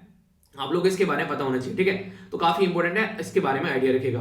अब चलता हूं नेक्स्ट इंपॉर्टेंट आर्टिकल की ओर, जो कि यहां पर आप लोगों के लिए काफी इंपॉर्टेंट आर्टिकल बनने वाला है। इसके बारे में डिटेल में डिस्कस करूंगा। बात की जा रही है इकोनॉमिकली वीकर सेक्शन के लिए। पहले कहानी सुन लेते हैं, कहानी क्या है। कहानी इसके पीछे यहां पर यह कि हमारी कंट्री में अभी जुलाई 29 2021 में यहां पर अभी हमारी कंट्री में क्या हुआ, गवर्नमेंट के द्वारा इशू किया गया नोटिफिकेशन कि 27% जो कोटा है अदर बैकवर्ड क्लासेस के लिए और 10% इकोनॉमिकली वीकर सेक्शन के लिए ऑल इंडिया कोटा, जो कि यहां पर नीट और पीजी जो एडमिशन है उनकी कैटेगरी में प्रोवाइड कराया जाएगा। तो एक पर्टिकुलर पर्सन थे जिनका नाम था चारू माथुर। वो भाई साहब कोर्ट में पहुंच गए, उनके द्वारा इसको चैलेंज कर दिया गया, क्योंकि जो ये रिजर्वेशन आप लोग यहां पर दे रहे हैं, ये रिजर्वेशन दे रहे हैं कि आप लोग 8 लाख का क्राइटेरिया आप लोगों ने रख दिया है कि किसी की इनकम अगर 8 लाख है तो उसको यहां पर ये रिजर्वेशन प्रोवाइड कराया जाएगा। पर लेकिन बहुत सारे लोग ऐसे आसानी से 8 लाख रुपए अचीव कर लेते हैं, बहुत सारे लोग ऐसे जिनको 8 लाख अचीव नहीं हो पाते हैं। तो यहां पर तो ये बोला गया मैक्सिमम लोग ऐसे हैं जिनके पास में एटलीस्ट 8 लाख तो इनकम होगी। तो कई सारे लोग इसको इसलिए क्रिटिसाइज कर रहे हैं कि ये एक तरीके से एक पॉलिटिकल मुद्दा बनाया गया है यहाँ पर, कहीं ना कहीं ज्यादा से ज्यादा वोट जो है वो यहाँ पर खाते में आए गवर्नमेंट के। तो ये बोला गया कि maximum bulk of the population आज के डेट में यहाँ पर एलिजिबल होगी रिजर्वेशन के लिए, क्योंकि 8 लाख जो है आज के डेट में कोई बड़ी बात नहीं है। अगर पर्टिकुलर एक स्टेट ऑफ सोसाइटी के बारे में बात करें तो 8 लाख रुपए एक नॉर्मल चीज मानी जाती है, ठीक है। अगर बात करें कोई भी अगर पर्टिकुलर पर्सन जो है, अगर मान लीजिए गवर्नमेंट कोई भी जॉब लग जाती है तो उसको नॉर्मली 8 लाख लगभग एक तरीके से आप लोगों को देखने को मिल ही जाएंगे। ऐसे यहाँ पर माने कि ज्यादा से ज्यादा जनता के पास में 8 लाख तो होंगे ही होंगे। और ये 8 लाख यहाँ पर पैसों की बात नहीं की जा रही है, और भी कई सारे क्राइटेरिया रखे गए उसको भी काउंट करके हैं यहाँ पर ये, ठीक है। तो इसके चलते यहां पर ये बोला गया सुप्रीम कोर्ट के द्वारा गवर्नमेंट से कि यार गवर्नमेंट तुम ये तो बताओ, ये 8 लाख का जो क्राइटेरिया तुमने रखा है क्या आप लोगों को लगता है कि यहां पर वैलिड क्राइटेरिया है? तो गवर्नमेंट ने बोला कि हाँ भाई साहब बिल्कुल वैलिड है। तो गवर्नमेंट ने फिर यहां पर रिप्लाई कर दिया, तो बोला कि 8 रैंक का जो क्राइटेरिया है वो बिल्कुल फिजिबल है। तो इसके ऊपर जो केस है ये अभी यहां पर सुप्रीम कोर्ट सुनेगा, तो उसके बारे में बात की जा रही है। तो पूरा आर्टिकल यहां पर आता है, उसको समझ लेते हैं। अगर कोई पूछ ले आप लोगों से हमारी कंट्री में रिजर्वेशन जो है वो कितना कितना और किस किस कैटेगरी में है, तो याद रखिएगा एसटी कैटेगरी में 7.5% रिजर्वेशन है, एससी में यहां पर 15% है, ओबीसी में यहां पर 27% है, ईडब्ल्यूएस में यहां पर 10% है, और टोटल मिलाकर यहां पर 59.50 रिजर्वेशन है। जब तक हम लोग बात करें 10% रिजर्वेशन यहां पर नहीं था, तो तब तक यहां पर 49.5% रिजर्वेशन हुआ करता था। पर लेकिन अभी 10% रिजर्वेशन आते हैं यहां पर, ये जो 50 का आंकड़ा था इंदिरा साहनी केस का जो कि 1992 में आया था, वो आंकड़ा यहां पर क्रॉस कर गया। तो इसके चलते भी यहां पर कई बार इसका क्रिटिसाइज किया जाता है कि आप लोगों ने रिजर्वेशन जो है वो 50% के क्रॉस ले जाकर रख दिया, जबकि ये बोला गया था कि रिजर्वेशन जो है हमारे जो संविधान बनाने वाले थे कि आने वाले टाइम में आप लोग रिजर्वेशन को कम करना है, ऐसा कुछ करना है ताकि स्टार्टिंग में रिजर्वेशन देकर एक इक्वालिटी सोसाइटी में लेकर आ जाए। पर लेकिन आप लोग तो बिल्कुल अलग ही डायरेक्शन में चल रहे हैं, रिजर्वेशन आप लोग बढ़ते हुए जा रहे हैं। तो पूरा मुद्दा समझने की कोशिश करते हैं, आखिर पूरी कहानी चली कहां से। देखिए था क्या हमारी कंट्री में, अभी सुप्रीम कोर्ट के द्वारा तो ये बोल दिया गया 10% रिजर्वेशन में 8 लाख का क्राइटेरिया आप लोग क्यों रख रहे हैं वीकर सेक्शन के लिए जॉब और यहाँ पर एजुकेशनल इंस्टीट्यूशन में। तो यहाँ पर 10% का जो रिजर्वेशन है हमारी कंट्री में, ये निकल कर कहां से आया? तो ये प्रीलिम्स में भी डायरेक्ट क्वेश्चन आप लोग का बन जाएगा। तो याद रखिएगा 103वां ये कॉन्स्टिट्यूशन में अमेंडमेंट किया गया था, और आर्टिकल 15 और आर्टिकल 16 जो थे इनके अंदर चेंज किया गया था, जिसके चलते यहाँ पर ये रिजर्वेशन प्रोवाइड कराया गया, ठीक है। तो आर्टिकल 15 और आर्टिकल 16 जो है यहाँ पर, आर्टिकल 15 मूवी देखी होगी आप लोगों ने, डिस्क्रिमिनेशन नहीं करना है किसी भी बेस पर यहाँ पर किसी भी इंसान के साथ में, रिलीजन कास्ट सेक्स के बेस पर। और आर्टिकल 16 में यहाँ पर बोलता है एम्प्लॉयमेंट के बारे में, तो आप लोगों को यहाँ पर लोगों को एम्प्लॉयमेंट प्रोवाइड कराना है, ठीक है। तो इस तरीके से आप लोग बोल सकते हैं। तो ये काफी इंपॉर्टेंट आर्टिकल है। जब हम लोग बात करते हैं पार्ट 3 में संविधान के अंदर आर्टिकल 12 से लेकर जब आर्टिकल 35 तक हम लोग जाते हैं, तो उसके अंदर आर्टिकल 15 और आर्टिकल 16 जो है ये काफी इंपॉर्टेंट रोल प्ले करते हैं जब हम लोग इक्वालिटी के बारे में बात करते हैं सोसाइटी के अंदर में। तो ये दोनों इसके अंदर चेंज किया गया, आर्टिकल 15 जो है उसका 6 और आर्टिकल 16 का 6 है। इसके चलते यहाँ पर इकोनॉमिक बेस पर हम लोगों ने रिजर्वेशन देना स्टार्ट कर दिया। एक ऐसा सेक्शन जो कि गरीब सेक्शन है सोसाइटी में, एक ऐसा तबका सोसाइटी का जो काफी ज्यादा गरीब है। हालांकि यहाँ पर ये बोला गया कि जो रिजर्वेशन होगा यहाँ पर 50% ऑलरेडी रिजर्वेशन हम लोगों ने दे रखा है लगभग, शेड्यूल कास्ट, शेड्यूल ट्राइब या फिर यहाँ पर जो सोशली बैकवर्ड क्लासेस है उनको। तो ये जो रिजर्वेशन होगा ये उसके अलग होगा, यानी कि वो ऐसा सेक्शन सोसाइटी का जो कि गरीब है वो यहाँ पर इससे अलग निकाल कर लाया जाएगा और उसको ये रिजर्वेशन मिलेगा, ऐसा बोला गया। और दोनों सेंटर और स्टेट जो है वो अपने लेवल पर काम कर सकते हैं इस रिजर्वेशन को प्रोवाइड कराने के लिए सोसाइटी के अंदर में। अब यहाँ पर क्या इंपॉर्टेंस है, यहाँ पर इसकी सिग्निफिकेंस क्या थी? तो बोला यह गया कि एक तो एड्रेस करेगा इनइक्वालिटी को, यानी कि बहुत ज्यादा अमीर बहुत ज्यादा गरीब है, और आज के में जनरल कैटेगरी में बहुत सारे गरीब है। ऐसा किसने बोला है कि ओबीसी एससी एसटी के अंदर ही गरीब आप लोगों को देखने को मिलेगी? तो गवर्नमेंट ने ये बोला कि जनरल कैटेगरी में दुनिया भर के गरीब लोग हैं तो उनको इससे फायदा पहुंचेगा। वीकर सेक्शन जो है सिटीजन उनको फायदा पहुंचेगा जो कि एक्सक्लूड हो चुके हैं यहाँ पर, और रिकॉग्नाइज किया जाएगा यहाँ पर इकोनॉमिकली बैकवर्ड क्लासेस को आज के डेट में, यानी कि एक तरीके से यहाँ पर इकोनॉमिकली बैकवर्डनेस को रिकॉग्नाइज किया जाएगा। उसको भी हम लोग काउंट करके चलेंगे, उसको भी हम लोग देखेंगे जिसको हम लोग अब तक देखते नहीं थे, यानी कि जो इकोनॉमी यानी कि जो पिछड़ा हुआ सेक्शन है, खासकर जो गरीब सेक्शन है उसको भी हम लोग लेकर चलेंगे। हालांकि अगर बात करें यहाँ पर नॉर्मली मुद्दा यहां पर ये रहता है कि इकोनॉमी के बेस पर संविधान में रिजर्वेशन की कभी बात की ही नहीं गई, ये याद रखेगा। वहां पर सोशली और एजुकेशनली बैकवर्ड क्लास को रिजर्वेशन देने की बात की गई थी। इकोनॉमी रिजर्वेशन का क्राइटेरिया कभी यहां पर संविधान निर्माताओं ने रखा ही नहीं था। अब आप लोग बोलेंगे सर ऐसा क्यों बोल रहे हो? ऐसे इसलिए बोल रहे हैं यार इकोनॉमी के बेस पर ना हमेशा इंसान जो है वो गरीब और अमीर आप लोग को देखने को मिलेंगे। आज हो सकता है कि किसी इंसान के पास में i20 है, आगे चलकर उसके पास में होंडा सिटी आए, आगे चलकर उसके पास में मर्सिडीज आ जाए, ठीक है। तो वो इंसान जो है पता चला इसके पास में मर्सिडीज आ गई, और पता चला उस टाइम पर जिस इंसान के पास में एक कोई इंसान है उसके पास में i20 है, और उसी टाइम पर एक कोई भी इंसान है उसके पास में उस टाइम पर मर्सिडीज है, ठीक है। तो ये यहाँ पर कोई इंसान आ गया उसके पास में मर्सिडीज आ गई, तो यहां पर अगर ये इंसान A20 से मर्सिडीज पे जाएगा, ये मर्सिडीज वाला हेलीकॉप्टर पर चला जाएगा, तो एज कंपेयर टू हेलीकॉप्टर वाले तो मर्सिडीज वाला तो फिर भी गरीब नजर आएगा। तो ये कंपैरेटिवली आप लोगों को गरीब सेक्शन सोसाइटी में हमेशा देखने को मिलेगा। तो गरीबी जो है वो कभी भी क्राइटेरिया नहीं हो सकती यहां पर अगर रिजर्वेशन प्रोवाइड कराने की बात करें। और अगर हम लोगों ने गरीबी के बेस पर, इकोनॉमी के बेस पर रिजर्वेशन दे दिया तो ये ताउम्र जिंदगी भर ये रिजर्वेशन बना रहेगा, कभी रिजर्वेशन जो है वो सोसाइटी में खत्म नहीं होगा। तो हमारे संविधान निर्माता क्या चाह रहे थे? वो चाह रहे थे कि सोसाइटी में कहीं ना कहीं अगर इक्वलिटी भी आप लोग लेकर आना चाहते हैं तो इक्वलिटी ऐसी आनी चाहिए कि यहां पर सोसाइटी में लोगों को फायदा हो। तो ये इक्विटी के ऊपर फोकस किया गया। अगर इक्विटी और इक्वलिटी कुछ नहीं लाना चाहते तो आप लोग बैरियर हटा दो यहां पर सामने से। बैरियर हटाना मतलब अगर किसी को एजुकेशन चाहिए तो अफोर्डेबल एजुकेशन दो, किसी को हेल्थ चाहिए तो अफोर्डेबल हेल्थ की सर्विस दो। ये क्राइटेरिया ना रहे इकोनॉमी का कि उसको इकोनॉमी के बेस पर दिक्कतें झेलनी पड़े। तो ये बेसिकली मुद्दा आप लोग को देखने को मिलेगा। तो बोला गया कि कास्ट बेस्ड जो रिजर्वेशन अब तक दे रहे थे, अब कास्ट बेस्ड रिजर्वेशन नहीं देना पड़ेगा। अब आप लोग को यहां पर एक अलग क्राइटेरिया बन गया यहां पर। तो इसके चलते इकोनॉमी के बेस पर भी यहां पर रिजर्वेशन दिया जा सकता है। तो कंसर्न क्या निकल कर आए? गवर्नमेंट ने बोल तो दिया कि हम लोग ये रिजर्वेशन देने वाले हैं, पर गवर्नमेंट ने बैकग्राउंड में जाकर कोई प्रॉपर स्टडी की नहीं इसकी, जो कि बहुत ज्यादा जरूरी थी। तो यहां पर अनअवेलेबल देखने को मिला यहां पर जो डेटा था इकोनॉमिकली वीकर सेक्शन के लिए। और इसी के साथ में यहां पर जो बात करते हैं एजुकेशनल इंस्टीट्यूशन में जो रिजर्वेशन देने की बात की, तो यहां पर प्रॉपर स्टडी भी उसकी नहीं की गई है, प्रॉपर डेटा इकट्ठा नहीं किया गया। गवर्नमेंट ने बस ये देखा कितना सेक्शन ऐसा है जिसकी इनकम इतनी कम है, और यहां पर देखा कि यहां पर ज्यादा से ज्यादा सेक्शन है तो वोट बैंक तैयार हो रहा है, उसके बेस पर रिजर्वेशन दे देते हैं। ऐसा यहां पर कई सारे आर्टिकल में क्रिटिसाइज किया जाता है गवर्नमेंट को। यानी कहने का मतलब यह कि ढंग से एक एनालिसिस नहीं किया गया है यहां पर। और उसी के चलते इंदिरा साहनी केस जो था 1992 का, वो बेसिकली कास्ट बेस्ड रिजर्वेशन की बात कर रहे हैं। तो यहां पर इसको भी ये बोल रहे हैं कि इसके ऊपर इंपैक्ट ही नहीं पड़ रहा है कि इंदिरा साहनी केस ने बोला था 50% रिजर्वेशन होना चाहिए, पर उसने तो कास्ट बेस्ड रिजर्वेशन की बात की थी। हम तो इकोनॉमी के बेस पर रिजर्वेशन दे रहे हैं। तो यहां पर भी लूप होल ढूंढ लिया और इसको बेसिकली पास करा दिया 103वां संविधान संशोधन का नाम देकर। तो ये काफी इंपॉर्टेंट यहां पर हो गया। अब यहां पर आर्बिट्रेरी क्राइटेरिया है। आर्बिट्रेरी मतलब एक तरीके से कोई प्रॉपर इसके साथ में शेयर नहीं किया गया कि हाँ प्रॉपर इनके द्वारा चेक किया गया, डेटा स्टडी इनके सामने लाई गई है। बोला ये गया यहां पर जब कोर्ट के अंदर ये मामला पहुंचा कि भाई साहब अगर कोई पर्टिकुलर एक पर्सन ऐसा है कि कोई गोवा में रहने वाला है, ठीक है, तो गोवा में रहने वाले पर्सन की जो पर कैपिटा इनकम है वो 4 लाख रुपए है, और बिहार में रहने वाले पर्सन की पर कैपिटा इनकम है वो 40,000 रुपए है। तो कहां 4 लाख रुपए और कहां 40,000 रुपए, इनको दोनों को कंपेयर तो करिए आप लोग। तो इस बेस पर अगर आप लोग रिजर्वेशन दे रहे हैं जो 8 लाख का क्राइटेरिया रखा है, कुछ लोगों के लिए तो ऐसा है कि एक मतलब चुटकी भर का काम है 8 लाख रुपए, कुछ लोगों का ऐसा है कि वो कईयों साल कमाई करेंगे तब बेचारे 8 लाख इकट्ठा कर पाएंगे।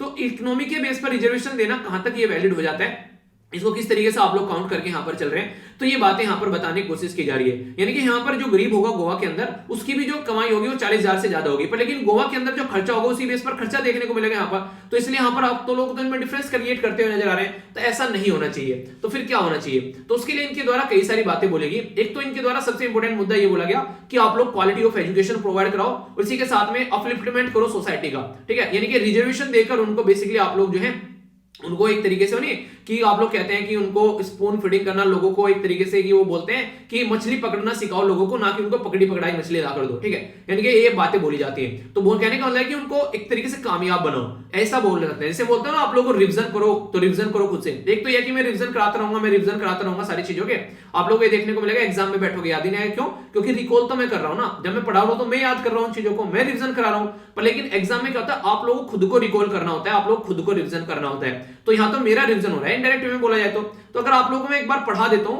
और फिर आप लोगों को एक ओवरव्यू दे देता हूं, यहां पर मंथली वीडियो बना देता हूं आप लोगों के लिए, तो बीच बीच में रिवीजन आप लोगों को करते रहना चाहिए, और वही काम आने वाला है आप लोगों के लिए, ठीक है। अगर मैक्सिमम आप लोग टीचर के ऊपर डिपेंडेंट रहेंगे ना, तो ये बिल्कुल ऐसे ही है। मुझे एक कहानी याद आती है, एक बेसिकली औरत थी, वो औरत जो थी वो दूसरी औरत से चिढ़ा करती थी, और जो दूसरी औरत थी उसको बेसिकली बेबी हुआ एक, ठीक है। तो उस बेबी को ये जो औरत थी जो पहले वाली चिढ़ा करती थी, वो ये दिखाती थी बहुत प्यार करती है, 24 घंटे उसको अपनी गोद में रखती थी, उसको पैर उसको नीचे नहीं उतारती थी।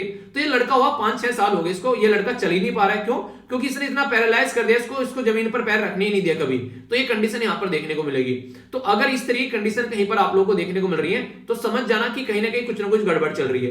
तो जो भी चीजें मैं आप लोगों को पढ़ा रहा हूं, उसके बाद में मैं आप लोगों को एक आर्टिकल पढ़ने के लिए दे रहा हूं, उसका मतलब यह कि आप लोगों को मैं खुद भी कह रहा हूं कि थोड़ा सा खुद भी पढ़ने की आदत डालो, ठीक है। तो इससे क्या होगा, आप लोग चीजों को समझ पाएंगे, ठीक है। तो इससे आप लोग चीजों को अंडरस्टैंड करेंगे एग्जाम में, क्योंकि मैं नहीं बैठा हूं आप लोगों के पास में कुछ भी बताने के लिए। तो अपने आप अपने पैरों पर आप लोग खड़े होकर आगे बढ़ो। तो मेरा मनपज है आप लोगों को सशक्त बनाना, ना कि मेरे ऊपर डिपेंडेंट बनाना। तो ये चीजें आप लोगों की होनी चाहिए। कल को अगर मैं भी हूं या फिर ना हूं, तो आप लोगों की जिंदगी जो है वो अच्छे से चलती रहे, ऐसा ना लगे कि यार क्या हो गया जिंदगी में, ठीक है। इतना ज्यादा किसी के ऊपर डिपेंडेंट नहीं रहा करते। आप लोगों को मैं पढ़ा रहा हूं जितना, वो पढ़ो अच्छे से, चीजों को समझो, और थोड़ा सा अपनी तरफ से भी एफर्ट डालो। देखा ना कि अंडा फोड़ने के बाद में चूजा जब बाहर निकल के आता है, तो यहाँ पर उसके पंख ताकतवर हो जाते हैं। अगर आप लोग अंडे को वैसे ही फोड़ दोगे कि हाँ चूजे को हिम्मत ना करनी पड़े, तो भाई साहब चूजा बाहर निकलते ही मर जाएगा, आप लोगों ने मार दिया इनडायरेक्ट में बोलो तो इसलिए बोलता हूं यहाँ पर कम से कम रिवीजन एक ऐसी चीज है जो आप लोग अपने आप करनी चाहिए और एग्जाम में यही काम आती है, तो ये आप लोग याद रखना हमेशा, ठीक है। तो कोशिश करो यहाँ पर, इसीलिए आप लोगों को अगर मैं ज्यादा से ज्यादा रिवीजन कराता रहूंगा तो नई चीजें भी नहीं मैं पढ़ा पाऊंगा, आप लोगों की बहुत सारी नई चीजें भी छूट जाएंगी, फिर वो भी दिक्कतें देखने को मिलेगी, ठीक है। आगे बात करते हैं एंटरप्रेन्योर के बारे में। तो यहाँ पर ऐसे आप लोगों को जॉब सीकर क्यों बना रहे हैं, आप लोग जॉब गिवर बनाए ना, उनको एंटरप्रेन्योर बनाइए, बिजनेसमैन बनाइए, ताकि वो लोगों को जॉब देते हुए नजर आए। तो ये ऐसी ऐसी चीजें कीजिए जो कि प्रोडक्टिव है और सोसाइटी पर एक पॉजिटिव इंपैक्ट डालेंगे, तो आप लोग काफी अच्छे लेवल पर चीजों को लेते हुए आगे नजर आओगे। आप लोग ही क्या रहे इसके बारे में तो आप लोग जरूर बताना, ठीक है। तो ये है इसके बारे में इंफॉर्मेशन, और फीडबैक जरूर दिया करो यार, आप लोगों को जैसे आर्टिकल आप लोगों को लगता है अच्छा है तो उसका फीडबैक आप लोग दे सकते हो कि हाँ समझ में आ गया, समझ में नहीं आया, तो आर्टिकल के बाद आप लोग इसको बात को बता सकते हो कि हाँ सही लगा सर आर्टिकल, या फिर ये कमी रहेगी तो उसको भी आप लोग लिख सकते हो, ठीक है। और फीडबैक देने के मैंने तरीके भी आप लोगों को बताए थे, आप लोग वीडियो को लाइक कर भी फीडबैक दे सकते हो, डिसलाइक का तो ऑप्शन नहीं है, पर ये आप लोग फीडबैक यहाँ पर दे सकते हो, ओके। आगे चलते हैं, यहाँ पर ये आर्टिकल मैंने काफी तसल्ली में आप लोगों से डिस्कस किया, मुझे नहीं लगता कि अब आप लोग कोई कंफ्यूजन होगा, रिजर्वेशन कहां पर दिया जाता है, कौन कौन सा रिजर्वेशन हमारे देश में है, इंदिरा साहनी केस के बारे में मैंने आप लोगों को बता दिया, और बाकी क्या सोल्यूशन है। तो यहाँ पर ये चाहता है सुप्रीम कोर्ट कि आप लोग इनको इस तरीके से बनाओ, ठीक है, यानी कि आप लोगों को लगे नहीं इनको किसी को रिजर्वेशन देना है मैच देखने के लिए, यहाँ पर किसी के नीचे आप लोगों को फट्टे रखने हैं, कुछ नहीं कर रहे हैं, ऐसा बनाओ कि आप लोग बैरियर ही हटा दो आगे से, तो कैसा रहेगा। तो सोसाइटी में अगर बैरियर ही नहीं रहेंगे तो इंसान अपनी लाइफ को अच्छे से यूटिलाइज कर पाएगा, आप लोगों के ऊपर डिपेंडेंट ही नहीं रहेगा भाई साहब, वो आप लोग उसको अपने ऊपर डिपेंडेंट बनाए क्यों रहे हैं, पहले ये तो बता दो मुझे। तो सुप्रीम कोर्ट भी अपनी जगह सही है मेरे हिसाब से, तो आप लोग ही क्या रहे हैं, आप लोग अपनी राय जरूर बताएगा। देखिए जब आप लोग की राय पूछता ना उसके बारे में कुछ शब्द लिखने की कोशिश किया करो, जब लिखोगे तो आप लोग के अंदर का हेजिटेशन दूर होगा और आप लोग चीजों को अच्छे से लेकर चल पाओगे, ठीक है। तो ये काम किया करो, ठीक है। आगे चलते हैं, यहाँ पर जो नेक्स्ट एक आर्टिकल आप लोग को देखने को मिलेगा, ये बेसिकली किसके बारे में बात कर रहे हैं, यहाँ पर बात कर रहे हैं एनजीओ के बारे में। बोला जा रहा है कि वन नेशन वन एनजीओ बनाने की कोशिश की जा रही है गवर्नमेंट के द्वारा। ऐसा क्यों बोला गया इनके द्वारा, ऐसा इसलिए बोला गया यहाँ पर, और जीएस पेपर 3 के अंदर आप लोग यहाँ पर ये चीजें देखने को मिल जाएंगी। ऐसा इसलिए बोला गया गवर्नमेंट के द्वारा जब से 2014 में यहाँ पर पावर में आई है, 26,675 कैंसिल कर दिए गए एनजीओ के, यहाँ पर बेसिकली उनके जो एक लाइसेंस हुआ करती थी। देखिए है क्या बेसिकली 80% मतलब 26,000 किए गए, 80% यहाँ पर इसी टाइम पर हुए। अब समझाता हूं मैं आप लोगों को मुद्दा क्या है। हमारी कंट्री में एक एक्ट है जिसको बोलते हैं एफसीआरए, यानी कि फॉरेन कंट्रीब्यूशन रेगुलेशन एक्ट, नाम से समझ सकते हैं, फॉरेन यानी कि विदेशों का कंट्रीब्यूशन अगर हमारे देश में आएगा तो उसको रेगुलेट करेगी गवर्नमेंट, उसके लिए एक एक्ट यानी कि कानून बनाया गया है, समझ आ गया। यानी कि अगर बाहर से कोई पैसा आएगा उसको कंट्रीब्यूशन दिया जाएगा एनजीओ को, तो उसको रेगुलेट करेगी ताकि उसको ढंग से यूटिलाइज किया जा सके। ऐसे यहाँ पर मिशनरीज ऑफ चैरिटी थी, यहाँ पर जिसको एमओसी बोलते थे, ये एक ऐसी एनजीओ है जो मदर टेरेसा जी के द्वारा बनाई गई थी, जो कि आप लोग पता है हमारे देश में कितना काम करके गई थी अंग्रेजों के टाइम पर। तो इस एनजीओ का रजिस्ट्रेशन जो है वो रिन्यू नहीं किया गया, अभी इसको रिन्यू करने की बात की गई थी, तो उसके चलते यहाँ पर गवर्नमेंट ने रिन्यू करने से मना कर दिया और बोला इसके अंदर जो पैसा आ रहा है इसको ढंग से यूटिलाइज नहीं किया जा रहा है। हालांकि प्रेशर बना थोड़ा सा, इसको अभी ढील दे दी गई है, वो एक अलग बात है, पर लेकिन यहाँ पर सेक्शन जो 5 है फॉरेन कंट्रीब्यूशन रेगुलेशन एक्ट का, वो यहाँ पर गवर्नमेंट को पावर देता है कि गवर्नमेंट यहाँ पर ऐसा कुछ काम कर सकती है, और ये होम मिनिस्ट्री के अंदर आता है, यानी कि जो आज के में अमित शाह जी के अंडर मिनिस्ट्री है उसके अंदर आप लोग को ये देखने को मिलेगा। तो ये मुद्दा आप लोगों के सामने है। इसी के साथ में अगर आगे बातें करते हैं तो कुछ इंपोर्टेंट मुद्दे याद रखिएगा। यहाँ पर बोला ये जा रहा है कि आज की डेट में ये जो एनजीओ है ये पोल्यूशन को कम करने, ह्यूमन राइट, बच्चों की एजुकेशन के लिए, इसी के साथ में ह्यूमन स्लेवरी को खत्म करने के लिए, हेल्थ के लिए, रिलीजन के लिए, क्रिश्चियन और इस्लामिक जो चैरिटीज आप लोगों को देखने को मिलेगी। तो दुनिया भर की ऐसी एनजीओ है जो कि काफी अच्छे लेवल पर काम करती है। तो अभी यहाँ पर कई सारी ऐसी एनजीओ थी जिनके जो रिन्यू नहीं किए गए licence, Amnesty International, Greenpeace, People Watch, European Climate Fund Compassion International, and ये कई सारी ऐसी आप लोगों को देखने को मिलेगी, गेट्स फाउंडेशन, जिनको यहाँ पर अभी दिक्कतें फेस करनी पड़ गई। तो इसलिए बोले कि इतनी सारी एनजीओ के कैंसिल जो आप लोग लाइसेंस कर रहे हो, तो आने वाले टाइम में तो आप लोग ऐसा चाह रहे हो कि वन नेशन बस वन एनजीओ देखने को मिले, क्या ये सही है यहाँ पर? तो गवर्नमेंट के द्वारा यहाँ पर मोर ट्रांसपेरेंट वे में काम करना चाहिए, ना कि इस तरीके से एनजीओ के जो लाइसेंस है वो कैंसिल करोगे आप लोग, ये गलत मुद्दा आप लोगों को देखने को मिलेगा। ये तो बिल्कुल ऐसा होगा जैसे चाइना में कोई काम ही नहीं करने दे रहा है, चाइना में हरकतें ऐसी हो जाती है, वहां पर लोगों को बोलने नहीं देता है, कोई भी एनजीओ अगर कुछ बोल रही है तो यहाँ पर एक तरीके से आप लोग कैंसिल कर रहे हो। तो ये राइटर के विचार है, पर लेकिन मैं आप लोगों को यहाँ पर ही बताऊंगा, एक तरीके से हमारी कंट्री को राइट विंग कंट्री बोला जाता है, ठीक है। तो जो भी राइटर यहाँ पर लिख रहे हैं तो वो बोलते हैं कि हमारी कंट्री एक राइट विंग कंट्री है, नेशनलिज्म के बारे में हम लोग बात करते हैं, बिल्कुल ऐसे से चाइना और रशिया में आप लोग को देखने को मिलता है। तो आज की डेट में एनजीओ अगर कोई काम कर रही है और उसको पैसा नहीं दे रहे हैं, तो ये समझिए आप लोग जो गरीब तबका है सोसाइटी का, जहां एजुकेशन मिलनी चाहिए, हेल्थ मिलनी चाहिए, आप लोग उनसे उनका हक छीन रहे हैं। क्यों? क्योंकि मैक्सिमम एनजीओ वहां पर काम करती है जहां पर गवर्नमेंट की कमी रहती है, तो गवर्नमेंट की कमी को फुलफिल करने का यहाँ पर काम करती है।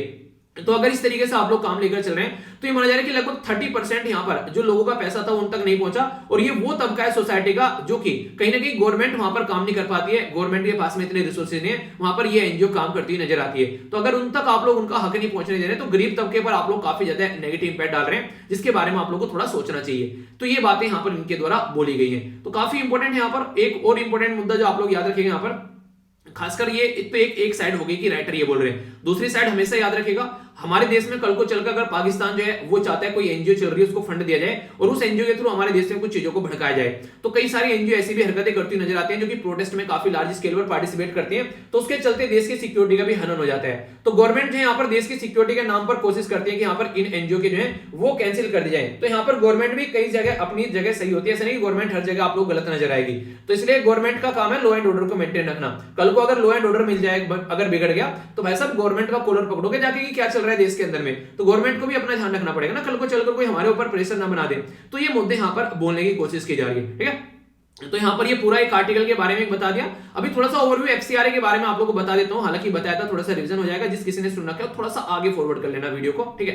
FCRA foreign contribution regulation act हमारे देश में लाया गया था 1976 में। आगे चलकर इसके अंदर फिर अमेंडमेंट किया गया, 5 साल के लिए यहाँ पर ये आप लोगों को लाइसेंस प्रोवाइड कराता है, जिसके बेस पर आप लोग बाहर से फंड ले सकते हैं और फिर यहाँ पर 5 साल के बाद में आप लोग को रिन्यू करना पड़ेगा। 2010 के अंदर इसके अंदर चेंज किया गया, फिर 2019 के अंदर चेंज किया गया, जिसके चलते कई सारी एनजीओ के जो लाइसेंस भी यहाँ पर कैंसिल किए गए। ये माना गया गलत तरीके से यहाँ पर ये काम कर रही है, उनको फंड कैसे लेना है उसको रिस्ट्रिक्शन किया गया। इसी के साथ में यहाँ पर किस तरीके से एक ही बैंक से उनको अकाउंट खुलवाना है, एसबीआई जो कि दिल्ली के अंदर में, तो ये दिक्कतें देखने को मिली। कोई कंट्री में काम कर रही है तमिलनाडु में, एसबीआई में जाएगी वो दिल्ली में खुलाने, तो दिक्कत आ गई, ठीक है। इसी के साथ में इंफॉर्मेशन शेयर करने के बारे में बात की गई, जो भी चल रहा है रेमिटेंस कहां से आ रहा है क्या यूज करें, आधार कार्ड मैंडेटरी कर दें यहाँ पर। इसी के साथ में कैप लगा दी कि जो भी खर्चा आप लोग कर रहे हैं अपने खुद के लिए वो आप लोग ओनली 20% करोगे, 50% था जो पहले, यानी कि 80% खर्चा उसके लिए करोगे जिसके लिए आप लोगों को पैसा मिला है। ये तो मुझे पर्सनली अच्छा लगा, कहीं ना कहीं अगर अपने ऊपर खर्च करें तो फिर एनजीओ का मतलब क्या हो गया, ठीक है। क्रिटिसिज्म क्या है कि आर्बिट्रेरी रिस्ट्रिक्शन लगा रखी है, उसके पीछे कोई तर्क नहीं है, ठीक है। इसी के साथ में नॉन शेयरिंग फंड के बारे में बात कर दी कि यहाँ पर अगर आज के लिए मान लीजिए मुझे पे पैसा है और मैं पैसा कहीं यूज करना है, मुझे मैं अपने लिए यूज नहीं कर पा रहा हूं तो किसी को दे दूं, कम से कम वो यूज कर लेगा। ये बिल्कुल ऐसे मेरे पास में कपड़े पड़े हैं दुनिया भर के, मैं पहन नहीं पा रहा हूं तो किसी को दे दो वो पहन लेगा, पर लेकिन ऐसा नहीं देखने को मिलेगा। इरेशनैलिटी निकल के आई, कई सारे बैंक अकाउंट को यहाँ पर एक में जाकर खुलवाना है सबको, ठीक है। तो यहाँ पर एक तरीके से कहीं ना कहीं ऑपरेशन आसानी से नहीं हो पा रहे हैं यहाँ पर, इस तरीके से अगर काम करेंगे तो इलॉजिकल बात दी जा रही है। नेशनल सिक्योरिटी हर जगह अड़ा देना ये सही बात नहीं है। तो सुप्रीम कोर्ट के द्वारा यहां पर बोला भी गया कि नेशनल सिक्योरिटी के नाम पर आप लोगों ने पेगासस को सबके ऊपर चिपका दिया, तो ऐसा थोड़ी ना होता है। तो आप थोड़ा सा गवर्नमेंट को भी समझ के काम करना पड़ेगा, ये बातें इनके द्वारा बोली गई है यहां पर, ठीक है। तो ये थे पूरे आर्टिकल, आई होप कि आप लोगों के माइंड में क्लैरिटी आई होगी।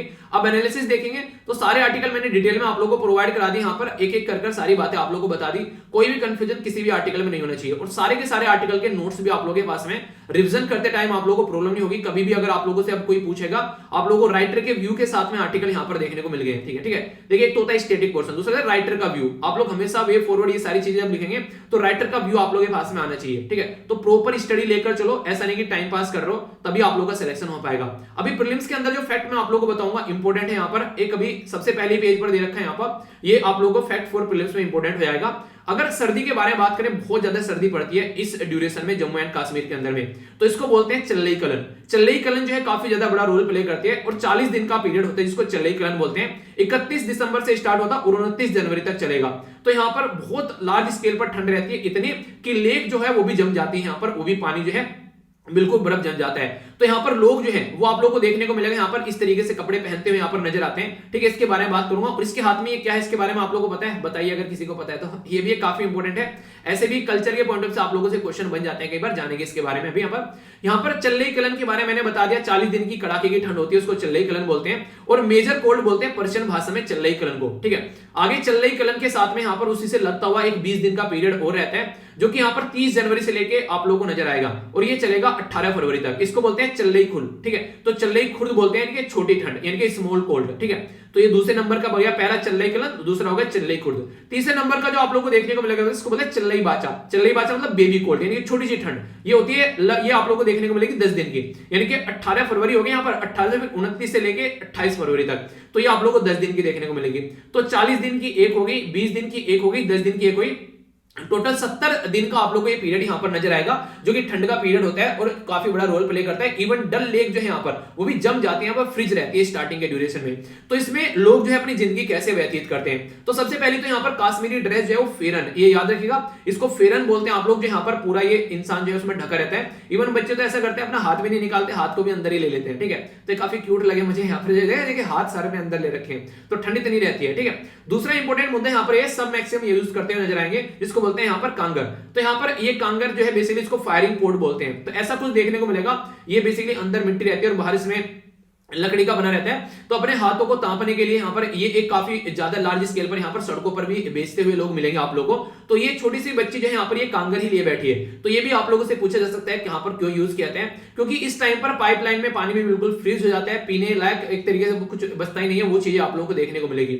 इसी के साथ में यहाँ पर ये पर्टिकुलर एक डिश बनाते हैं जिसको बोलते हैं यहाँ पर, जिसका नाम है हरीसा, ठीक है। तो यहाँ पर ये डिश है जो कि मटन और राइस के साथ में मिक्स कर बनाई जाती है, और वही लौंग इलायची ये सब चीजें सोल्ट वगैरह मिलाकर प्रॉपर एक डिश तैयार की जाती है। इसी के साथ में ड्राई वेजिटेबल यहाँ पर यूज किया जाता है, जैसे आलू हो गया, प्याज हो गया, ये सारी चीजें, क्योंकि ग्रीन वेजिटेबल सप्लाई नहीं हो पाती है, क्योंकि सारे रास्ते यहाँ पर रुक जाते हैं जब बर्फ पड़ती है। तो चल्लई कलन, चल्लई खुर्द और चल्लई बाचा, और इसी के साथ में फेरन, और यहाँ पर ये कांगर, और क्या क्या यहाँ पर हरसा ये बेसिकली है, क्योंकि जम्मू एंड कश्मीर इतना ज्यादा न्यूज में, अगर कल्चर के पॉइंट ऑफ से आप लोगों से क्वेश्चन बन जाए तो आप लोगों के माइंड में इसको लेकर कोई कंफ्यूजन नहीं होना चाहिए। आई होप कि आप लोग इसको लेकर क्लियर होंगे, ठीक है। आगे चलते हैं यहाँ पर, अभी ईडब्ल्यूएस के बारे में जो बोला गया सुप्रीम कोर्ट के द्वारा, तो उस केस को यहाँ पर सुनेगा आज कोर्ट। तो एक आध दिन में फिर आर्टिकल आप लोगों को देखने को मिलेंगे, तो अब आप लोगों को पता होगा कि बेसिक मुद्दा क्या है यहाँ पर। क्यों? क्योंकि अभी एनईटी की काउंसिल होने वाली है, उसके चलते यहाँ पर दिक्कतें चल रही हैं, और भी यहाँ पर एडमिशन मिलते हैं बच्चों के, तो वो सारी बातें, तो पूरा आर्टिकल मैंने डिटेल में डिस्कस कर लिया, कोई पॉइंट आप लोगों का नहीं छोड़ा है। आगे चलते हैं, आगे स्टेट को बोला गया यहाँ पर बेसिकली सेंट्रल गवर्नमेंट के द्वारा, होम मिनिस्ट्री के द्वारा, कि हमारी कंट्री में जो इन्फॉर्मेशन है वो यहाँ पर मिलनी चाहिए, खासकर टेररिज्म को काउंटर करने के लिए। तो उसके चलते यहाँ पर बोला गया है कि एक तरीके से कहीं ना कहीं कि एक जो कॉमन ग्रिड बना रखा है उस पर सारी इंफॉर्मेशन शेयरिंग होनी चाहिए, इंटेलिजेंस गैदरिंग सारी होनी चाहिए, ताकि कंट्री के अंदर सिक्योरिटी को मेंटेन रखे चला जा सके, ठीक है। तो ये बेसिक इंफॉर्मेशन यहाँ पर देखने को मिलेगी। ये जो आर्टिकल मैं आप लोगों को बताने वाला हूं थोड़ा ध्यान से सुनिएगा, खासकर लड़कियों के लिए थोड़ा सा फोकस देने वाला आर्टिकल है यहाँ पर। ये एक पर्टिकुलर अभी ऐप आप लोगों को देखने को मिला जिसका नाम है बुल्ली बाई। बुल्ली बाई से पहले यहाँ पर सुल्ली डील था, सुल्ली डील हट गया, अब बुल्ली बाई आ गया। करते क्या है यहाँ पर, ये लड़कियां जो होती है, मान लीजिए कोई लड़की है जिसका फेस का टच है, ठीक है, और भले ही उसकी जो बॉडी का जो नीचे वाला पोर्शन है, गर्दन से नीचे वाला पोर्शन, मान लीजिए वो थोड़ा सा मोटी लड़की है, तो क्या करेंगे, ये यहाँ पर फेस को अलग कट कर लेंगे और नीचे की बॉडी को अलग कट कर लेंगे। फिर ये जो लड़की है इसके फेस के नीचे यहाँ पर किसी ऐसी लड़की का फोटो लगा देंगे जिसकी लड़की जो है बेसिकली उसने अपनी जो है फैट जो है कम कर रखा है, देखने में थोड़ा आज के में देखते हैं क्या फिगर की, क्या देखने में क्या फिगर लग रहा है, चाहे वो लड़की का हो चाहे लड़के को, जिसके बॉडी में फैट नहीं होता है, एक तरीके से इसने अपनी मेंटेन कर रखी है बॉडी। तो फेस उसका और उसका लगाकर क्या करते हैं यहाँ पर, ये नॉर्मली उसके लिए फिर यहाँ पर ये इसको पब्लिकली रखते हैं कि आप लोग अपना जो बेसिकली सुल्ली आप लोगों को चाहिए, तो उसकी एक तरीके से नीलामी करते हैं, ठीक है। ऐसा आप लोगों को देखने को मिलेगा। वो खासकर मुस्लिम कम्युनिटी के लिए यहाँ पर ये कई सारे ऐसे केसेस अभी देखने को मिले, जिसमें बुल्ली बाई एक ऐप था पहले, और यहाँ पर सुल्ली डील अभी ऐप देखने को मिला था। तो ये कहीं ना कहीं साइबर सिक्योरिटी के पॉइंट ऑफ से काफी ज्यादा थ्रेट ये देखने को मिलती है। तो जो भी सोशल मीडिया पर पिक्चर शेयर की जाती है, व्हाट्सएप पर, इंस्टाग्राम पर, फेसबुक पर, ये सारी जो पिक्चर जो भी लड़कियां शेयर करती है, तो यहाँ पर वहां से ये मैक्सिमम पिक्चर जो है वो गैदर करते हैं, और फिर उनका फेस जो है वो किसी के सर पर लगाकर फिर यहाँ पर उनकी जो है बेसिकली यहाँ पर नीलामी की जाती है। तो ये कंडीशन आप लोगों को देखने को मिलेगी।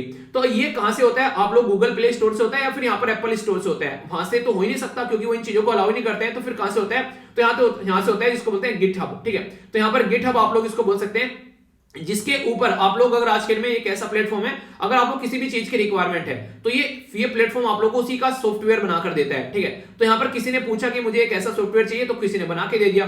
तो इस तरीके से प्लेटफॉर्म के तरीके से काम करता है। तो यहाँ से ये सारी हरकतें निकलकर सामने आई, जिसकी वजह से सोसाइटी में ये दिक्कतें देखने को मिली। तो इनके बारे में याद रखिए, कल को आप लोगों के सामने भी कोई ऐसा केस निकल कर आ सकता है, तो अवेयरनेस आप लोगों को होनी चाहिए ये है क्या। तो इसके चलते बोला गया कि इसको टैकल करना है। तो यहाँ पर म्यूचुअल लीगल असिस्टेंस जो ट्रीटी है उसके चलते यहाँ पर काम करने की कोशिश की जा रही है, ताकि सिचुएशन को यहाँ पर समझा जा सके, ठीक है। तो इसके चलते यहाँ पर होता क्या है, इसके जो सुल्ली डील के अंडर यहाँ पर ये म्यूचुअल लीगल असिस्टेंस ट्रीटी आती है, जिसके तहत यहाँ पे ये काम करते हैं। तो मिनिस्ट्री ऑफ होम अफेयर के द्वारा बोला गया इसको टैकल किया जाएगा। सिक्योरिटी का मामला है, देश के अंदर इस तरह की कंडीशन नहीं होना चाहिए। और हमारी कंट्री में कोड ऑफ क्रिमिनल प्रोसीजर के थ्रू यहाँ पर बेसिकली समन भी किया गया, इनके द्वारा बोल दिया कि हमने तो उसको हटा दिया है। तो यार ये सारी चीजें जो होती है सोसाइटी में काफी नेगेटिव इंपैक्ट डालती हैं, ठीक है। तो पुलिस के द्वारा अभी यहाँ पर पकड़ा जा रहा है जो भी ऐसी हरकतें कर रहे हैं। तो उसके चलते यहाँ पर अभी मुंबई पुलिस जो है वो लगी हुई है, और 21 साल के एक लड़के को यहाँ पर 20 के लिए डिटेन भी किया गया बेंगलुरु से, ठीक है। तो ये हरकतें देखने को मिलेगी। ये काफी इंटरेस्टिंग चीज लगी मुझे, 22 साल के बाद जो है माँ और बच्चे मिल गए। तो ये एक इंटरेस्टिंग चीज लगी मुझे। देखो यार, जिंदगी में ना कुछ भी हो सकता है, ठीक है, तो इंसान को हमेशा आस नहीं छोड़नी चाहिए। कम से कम आस एक ऐसी चीज है जो आप लोगों को हमेशा जिंदा रखेगी, ठीक है। आगे चलते हैं यहाँ पर। अभी यहाँ पर ये एक और हरकत देखने को मिली गुजरात में, जो पावर इंजीनियर का एग्जाम था उसके अंदर हेरा फेरी देखने को मिली, एक और स्कैम निकल कर आया। यार ये इतनी घटिया हर चीज लगती है मुझे, जो एक तरीके से काबिल कैंडिडेट है उसको चीज नहीं मिल पाती है, और जो यानी एक तरीके से जो काबिल नहीं है वो इन चीजों के फायदे उठाते हुए नजर आते हैं। तो ये कहीं ना कहीं एक तरीके से एक ऐसी चीज है जिसके ऊपर काम करना चाहिए। लेकिन वही है, क्या ही बोला जाए इनके बारे में, नहीं जब करने वाले ऐसी हरकतें करते हुए नजर आएंगे तो उसमें क्या ही बोला जाए। तो ये सिचुएशन ऐसी हो जाती है कि माहौल बिल्कुल एक अजीब सा हो जाता है, मतलब सोचने के लिए भी ऐसा लगता है कि चल क्या रहा है यहाँ पर, ठीक है। तो ये बेसिकली इंपॉर्टेंट है यहाँ पर, जिसके बारे में आप लोग आइडिया रख सकते हैं। तो ये यार चीजें क्या ही बोल बस इनके बारे में, है ना। इरिटेशन इतनी होती है मुझे सुन के कई बार, तो मतलब कि मेहनत कर रहे हैं लोग अपने घर को छोड़कर, वो सब चीजें, और यहाँ पर ये चीज देखने को मिलती है। उड़ीसा में यहाँ पर एक काफी एक इंपॉर्टेंट इशू उठाया गया, बोला गया कि अगर कल को चलकर 21 साल की एज में लड़की की शादी नहीं होगी, 18 साल से बढ़ाकर 21 साल शादी कर दी गई है, तो बोला गया कि अनवेड मदर देखने को मिलेगी। यानी कि बहुत सारी ऐसी लड़की जो है वो मां बनती हुई नजर आएंगी जिनकी शादी नहीं हो रखी है। समझ रहे हो कि क्या मतलब तर्क दिया जा रहा है यहाँ पर, ये मतलब बिना सर पैर वाला तर्क मुझे लगा पर्सनली। ये एक तरीके से यार उनकी पर्सनल लाइफ, अगर किसी को बिना शादी किए हुए मां भी बनना है, तो हमारी कंट्री में लिविंग रिलेशनशिप में ऑलरेडी आप लोगों को प्राइवेसी में फंडामेंटल राइट दे रखा है। सुप्रीम कोर्ट खुद बोलता है कि आप लोग बेसिकली जो लिविंग रिलेशनशिप वाले कपल है उनको ऐसे ही सपोर्ट करना है जैसे मैरिड कपल है। तो आप लोग क्यों इनको इस तरीके से फिर ऐसे शब्द बोल रहे हो? तो ये बातें इनके द्वारा बोलेगी। Orissa state commission for protection of the child right के बारे में बात की गई, ठीक है। पर हाँ, एक इशू यहाँ पर है जो मैं मान सकता हूं, जो कि अप्रिशिएट करने लायक है कि ऐसा इशू उठाया जा सकता है कि कल को चलकर अगर यहाँ पर लिविंग रिलेशनशिप में रह रहे हैं और उन्होंने एक बेबी पैदा कर लिया, फिर उस बेबी की रेस्पॉन्सिबिलिटी के बारे में प्रॉपर क्राइटेरिया होना चाहिए कि उसको कौन रखेगा। अगर कल को तुम सेपरेट हो जाते हो तो फिर बच्चे के हक के बारे में थोड़ा बात करना चाहिए। तो यहाँ पर ये बात जो बोली गई है, ये यहाँ पर Orissa state commission for protection of the child right के द्वारा बोली गई है, ना कि यहाँ पर मैरिज के ऊपर कोई कमेंट नहीं किया गया इनके द्वारा। इनके द्वारा कमेंट किया गया बच्चे को लेकर, तो देखने का एंगल देखेगा, थोड़ा सा कंफ्यूजन नहीं होना चाहिए। तो बच्चे के हक के बारे में बात करें तो सही है, पर लेकिन अगर बेसिकली उनकी खुद की लाइफ के बारे में बात करें तो वो एक अलग चीज देखने को मिल जाएगी, ठीक है। क्योंकि कई सारे ऐसे केस निकल कर आते हैं फिर यहाँ पर, ठीक है। बोला भी गया नेशनल क्राइम और रिकॉर्ड ब्यूरो के द्वारा यहाँ पर जो डेटा इकट्ठा किया गया, तो 785 केस ऐसे देखने को मिले जो रजिस्टर किए गए under prohibition of the child marriage act के तहत भी यहाँ पर, ठीक है। इसी के साथ में कोलकाता के अंदर यहाँ पर ये फेस्टिवल, कोलकाता के अंदर फिल्म फेस्टिवल चलने वाला है 7 जनवरी से। तो ये बातें बोली जा रही है, तो अच्छे से एंजॉय कीजिएगा आप लोग यहाँ पर कोविड-19 का ध्यान में रखते हैं। तो 27th कोलकाता इंटरनेशनल फेस्टिवल आप लोगों को ये देखने को मिलेगा, ठीक है। तो यहाँ पर बात की जा रही है अरन्यार दिन रात्रि, ठीक है। तो ये मूवी है, इनॉग्रेशनल मूवी देखने को मिलेगी। आगे चलते हैं, राजस्थान के अंदर यहाँ पर ये बोला गया कि राजस्थान को जो भी कवर किया गया है बेसिकली 16th पोजीशन पर रखा गया है ये हेल्थ इंडेक्स के अंदर में। तो ये तो आप लोग अपने राज्य के बारे में याद रखते हैं अगर राजस्थान से आते हैं। वैसे ये इंडेक्स मैंने पूरा आप लोगों को पढ़ाया था, इसका नाम है हेल्थ, जो बेसिकली रिपोर्ट तैयार की गई थी नीति आयोग के द्वारा, जिसमें हेल्दी स्टेट प्रोग्रेसिव इंडिया ये प्रिपेयर की गई नीति आयोग के द्वारा, ठीक है। तो नीति आयोग के द्वारा वर्ल्ड बैंक के साथ मिलकर और ministry of health and family welfare के साथ मिलकर पूरा ये कवर किया गया था। पूरा एडिटोरियल मैंने इसके ऊपर डिस्कस किया था। बताइए आप लोगों के राज्य की पोजीशन क्या थी, बताइए टॉप पे कौन सा था और नीचे टॉप पे किसने किया था। कल इसके बारे में फिर आंसर बता दूंगा, आप लोगों को पता होना चाहिए, ठीक है। नेक्स्ट यहाँ पर चलते हैं, यहाँ पर एक पर्टिकुलर काफी इंपोर्टेंट इंसान थे यहाँ पर आप लोग बोल सकते हैं, जिनके बारे में आप लोगों से डायरेक्ट भी क्वेश्चन एग्जाम में पूछा जा सकता है, ठीक है। तो नाम था इनका सिंधु ताई, ठीक है। तो यहाँ पर ताई वर्ड आप लोग याद रख लीजिएगा बाद में, ठीक है। ये काफी लार्ज स्केल पर बच्चों के लिए काम करती थी, खासकर उन बच्चों के लिए जो बच्चे ऑर्फन थे, ठीक है। तो अभी रिसेंटली ये हमारे बीच में नहीं रही है। तो इस तरीके से यहाँ पर बच्चों की एक तरीके से मदर, यहाँ पर ऑर्फन बच्चों की मदर इनको बोला जाता था। तो काफी लार्ज स्केल पर यहाँ पर ये बच्चों के लिए काम करती थी। तो यहाँ पर समझ सकते हैं आप लोग, यार कोई ऐसा इंसान जो सोसाइटी के लिए इतना करे वो चला जाए तो दुख तो होता है फिर, ठीक है। आगे बात करें यहाँ पर डैम सेफ्टी के बारे में यहाँ पर बात की जा रही है। याद रखिएगा हमारी कंट्री में आप लोगों से कई बार इस तरीके के क्वेश्चन भी आप लोगों से पूछे जा सकते हैं डैम सेफ्टी के बारे में, क्योंकि डैम सेफ्टी जो है ये माना जाता है कि स्टेट गवर्नमेंट के अंडर में आता है, और सेंट्रल गवर्नमेंट अगर यहाँ पर कल को एक तरीके से इसके ऊपर कोई कानून बनाती है तो ये लगता है कि सेंट्रल गवर्नमेंट ने कानून क्यों बना दिया इसके ऊपर, ये तो यार स्टेट गवर्नमेंट के अंडर में आता था। तो उसी के चलते कई बार आप लोगों को इशू यहाँ पर देखने को मिल जाएंगे। तो अगर बात करें सेंट्रल गवर्नमेंट के अंडर में आना चाहिए था, ये स्टेट गवर्नमेंट के अंडर में आना चाहिए था, पर लेकिन सेंट्रल गवर्नमेंट काम कर रही है। तो बोला जा रहा है ये कहीं ना कहीं एक तरीके से जो वो एक सप्रेस करने की कोशिश की जा रही है, और जो हमारी कंट्री में एक फेडरलिज्म का मुद्दा है उसको भी साइड में करने की कोशिश की जा रही है। तो डैम सेफ्टी एक्ट में यहाँ पर पावर जो है सेंट्रल गवर्नमेंट के हाथ में, तो यहाँ पर डैम को सेफ्ट करने की कोशिश की जा रही है। तो इसके बारे में कुछ ना कुछ आप लोगों को करना चाहिए, ये बातें यहाँ पर बोली जा रही है। आप लोग क्या रहे इसके बारे में थोड़ी सी बातें करेंगे। आगे अगर आर्टिकल आएगा तो फिर डिटेल में आप लोगों से डिस्कस कर लूंगा। आगे तमिलनाडु नहीं, केरला के अंदर आप लोगों को एक प्रोजेक्ट देखने को मिलेगा जो कई बार न्यूज में यहाँ पर रहता है, ठीक है। डिटेल में इसके बारे में आप लोगों से बात करूं, सिल्वर लाइन प्रोजेक्ट इसको बोलते हैं। ये यहाँ पर बेसिकली वेस्टर्न घाट के अंदर केरला को कनेक्ट करने की कोशिश करते हैं। तो बोला जा रहा है कि लगभग 532 किलोमीटर का ये प्रोजेक्ट है, जिसके तहत यहाँ पर लगभग बोला जा रहा है कि मोटे मोटे तौर पर 56,000 करोड़ रुपए खर्च किए जाएंगे। कई सारे लोगों ने इसका क्रिटिसिज्म किया, पर लेकिन इस प्रोजेक्ट को आगे लेकर चलने की बात की जा रही है। तो इसके चलते यहाँ पर बात की जा रही है सिल्वर लाइन जो है यहाँ पर, इसके चलते कंपनसेशन पैकेज दिया जाएगा जिन जिनकी जमीन पर यहाँ पर ये चलता हुआ चलेगा। और अभी और भी कई सारी बातें चल रही है केरला के अंदर में इन्वेस्टमेंट को लेकर, इन सब चीजों को लेकर। तो बेसिक इन्फॉर्मेशन यहाँ पर, आगे आने वाले टाइम में और चीजें आएंगी, हल्का सा आइडियाज के बारे में आप लोग रख सकते हैं।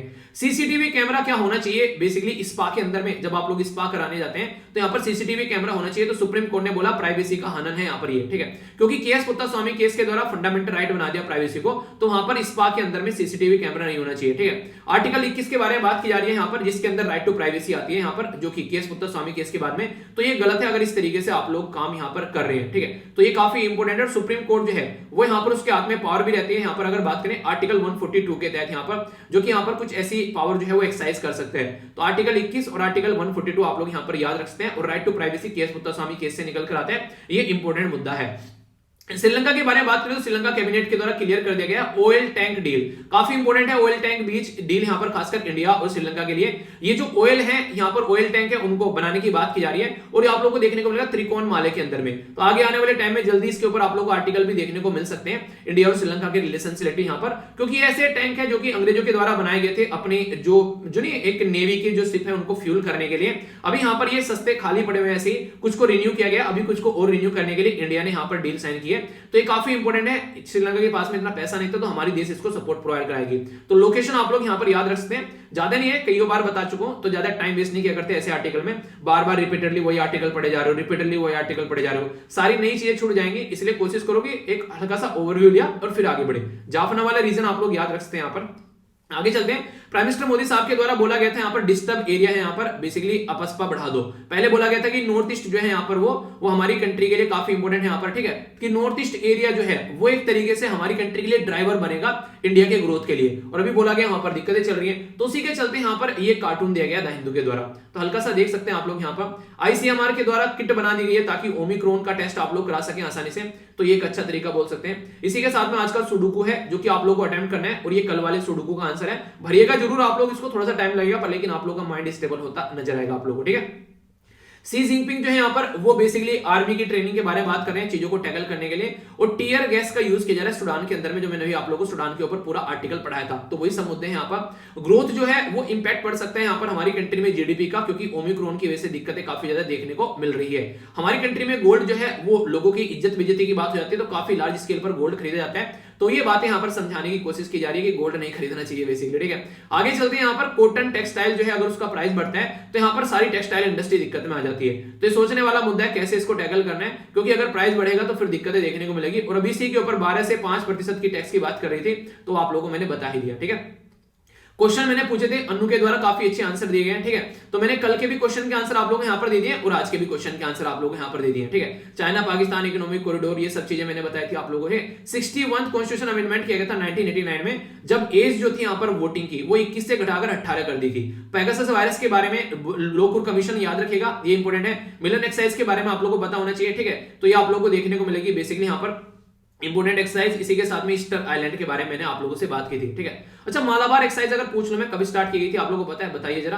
बाकी यहाँ पर ये वोकैबुलरी है आप लोगों के सामने। कैटास्ट्रोफिक मतलब तबाही, लैकुना यानी कि कमी, सेटबैक नाकामयाबी, पैक्ट समझौता, और कीन हो गया यहाँ पर उत्सुक। तो ये है इसके बारे में। कल क्वेश्चन जो पूछे थे यहाँ पर आप लोगों से, जो यहाँ पर क्वेश्चन पूछा था यहाँ पर पौंडीचेरी के डिस्ट्रिक्ट के बारे में, तो यहाँ सारे मैंने बता दिए कहाँ कहाँ पर किस किस राज्य के अंदर कौन कौन सा डिस्ट्रिक्ट है, तो इसको आप लोग देखते हैं। दूसरा क्वेश्चन आप लोगों से पूछा था आर्मी के द्वारा यहाँ पर क्वांटम कंप्यूटिंग के बारे में यहाँ पर, तो मध्य प्रदेश के अंदर यहाँ पर इनको स्टार्ट किया गया। तो ये भी मैंने डिटेल में डिस्कस किया था आप लोगों से शाम को जो वीडियो आती है। कल तो आप लोगों ने कमाल कर दिया, शाम की वीडियो में आप लोग मतलब 1000 से ऊपर लाइव आ गए, काफी अच्छा लगा मुझे। इसी तरीके से लगे रहो यार।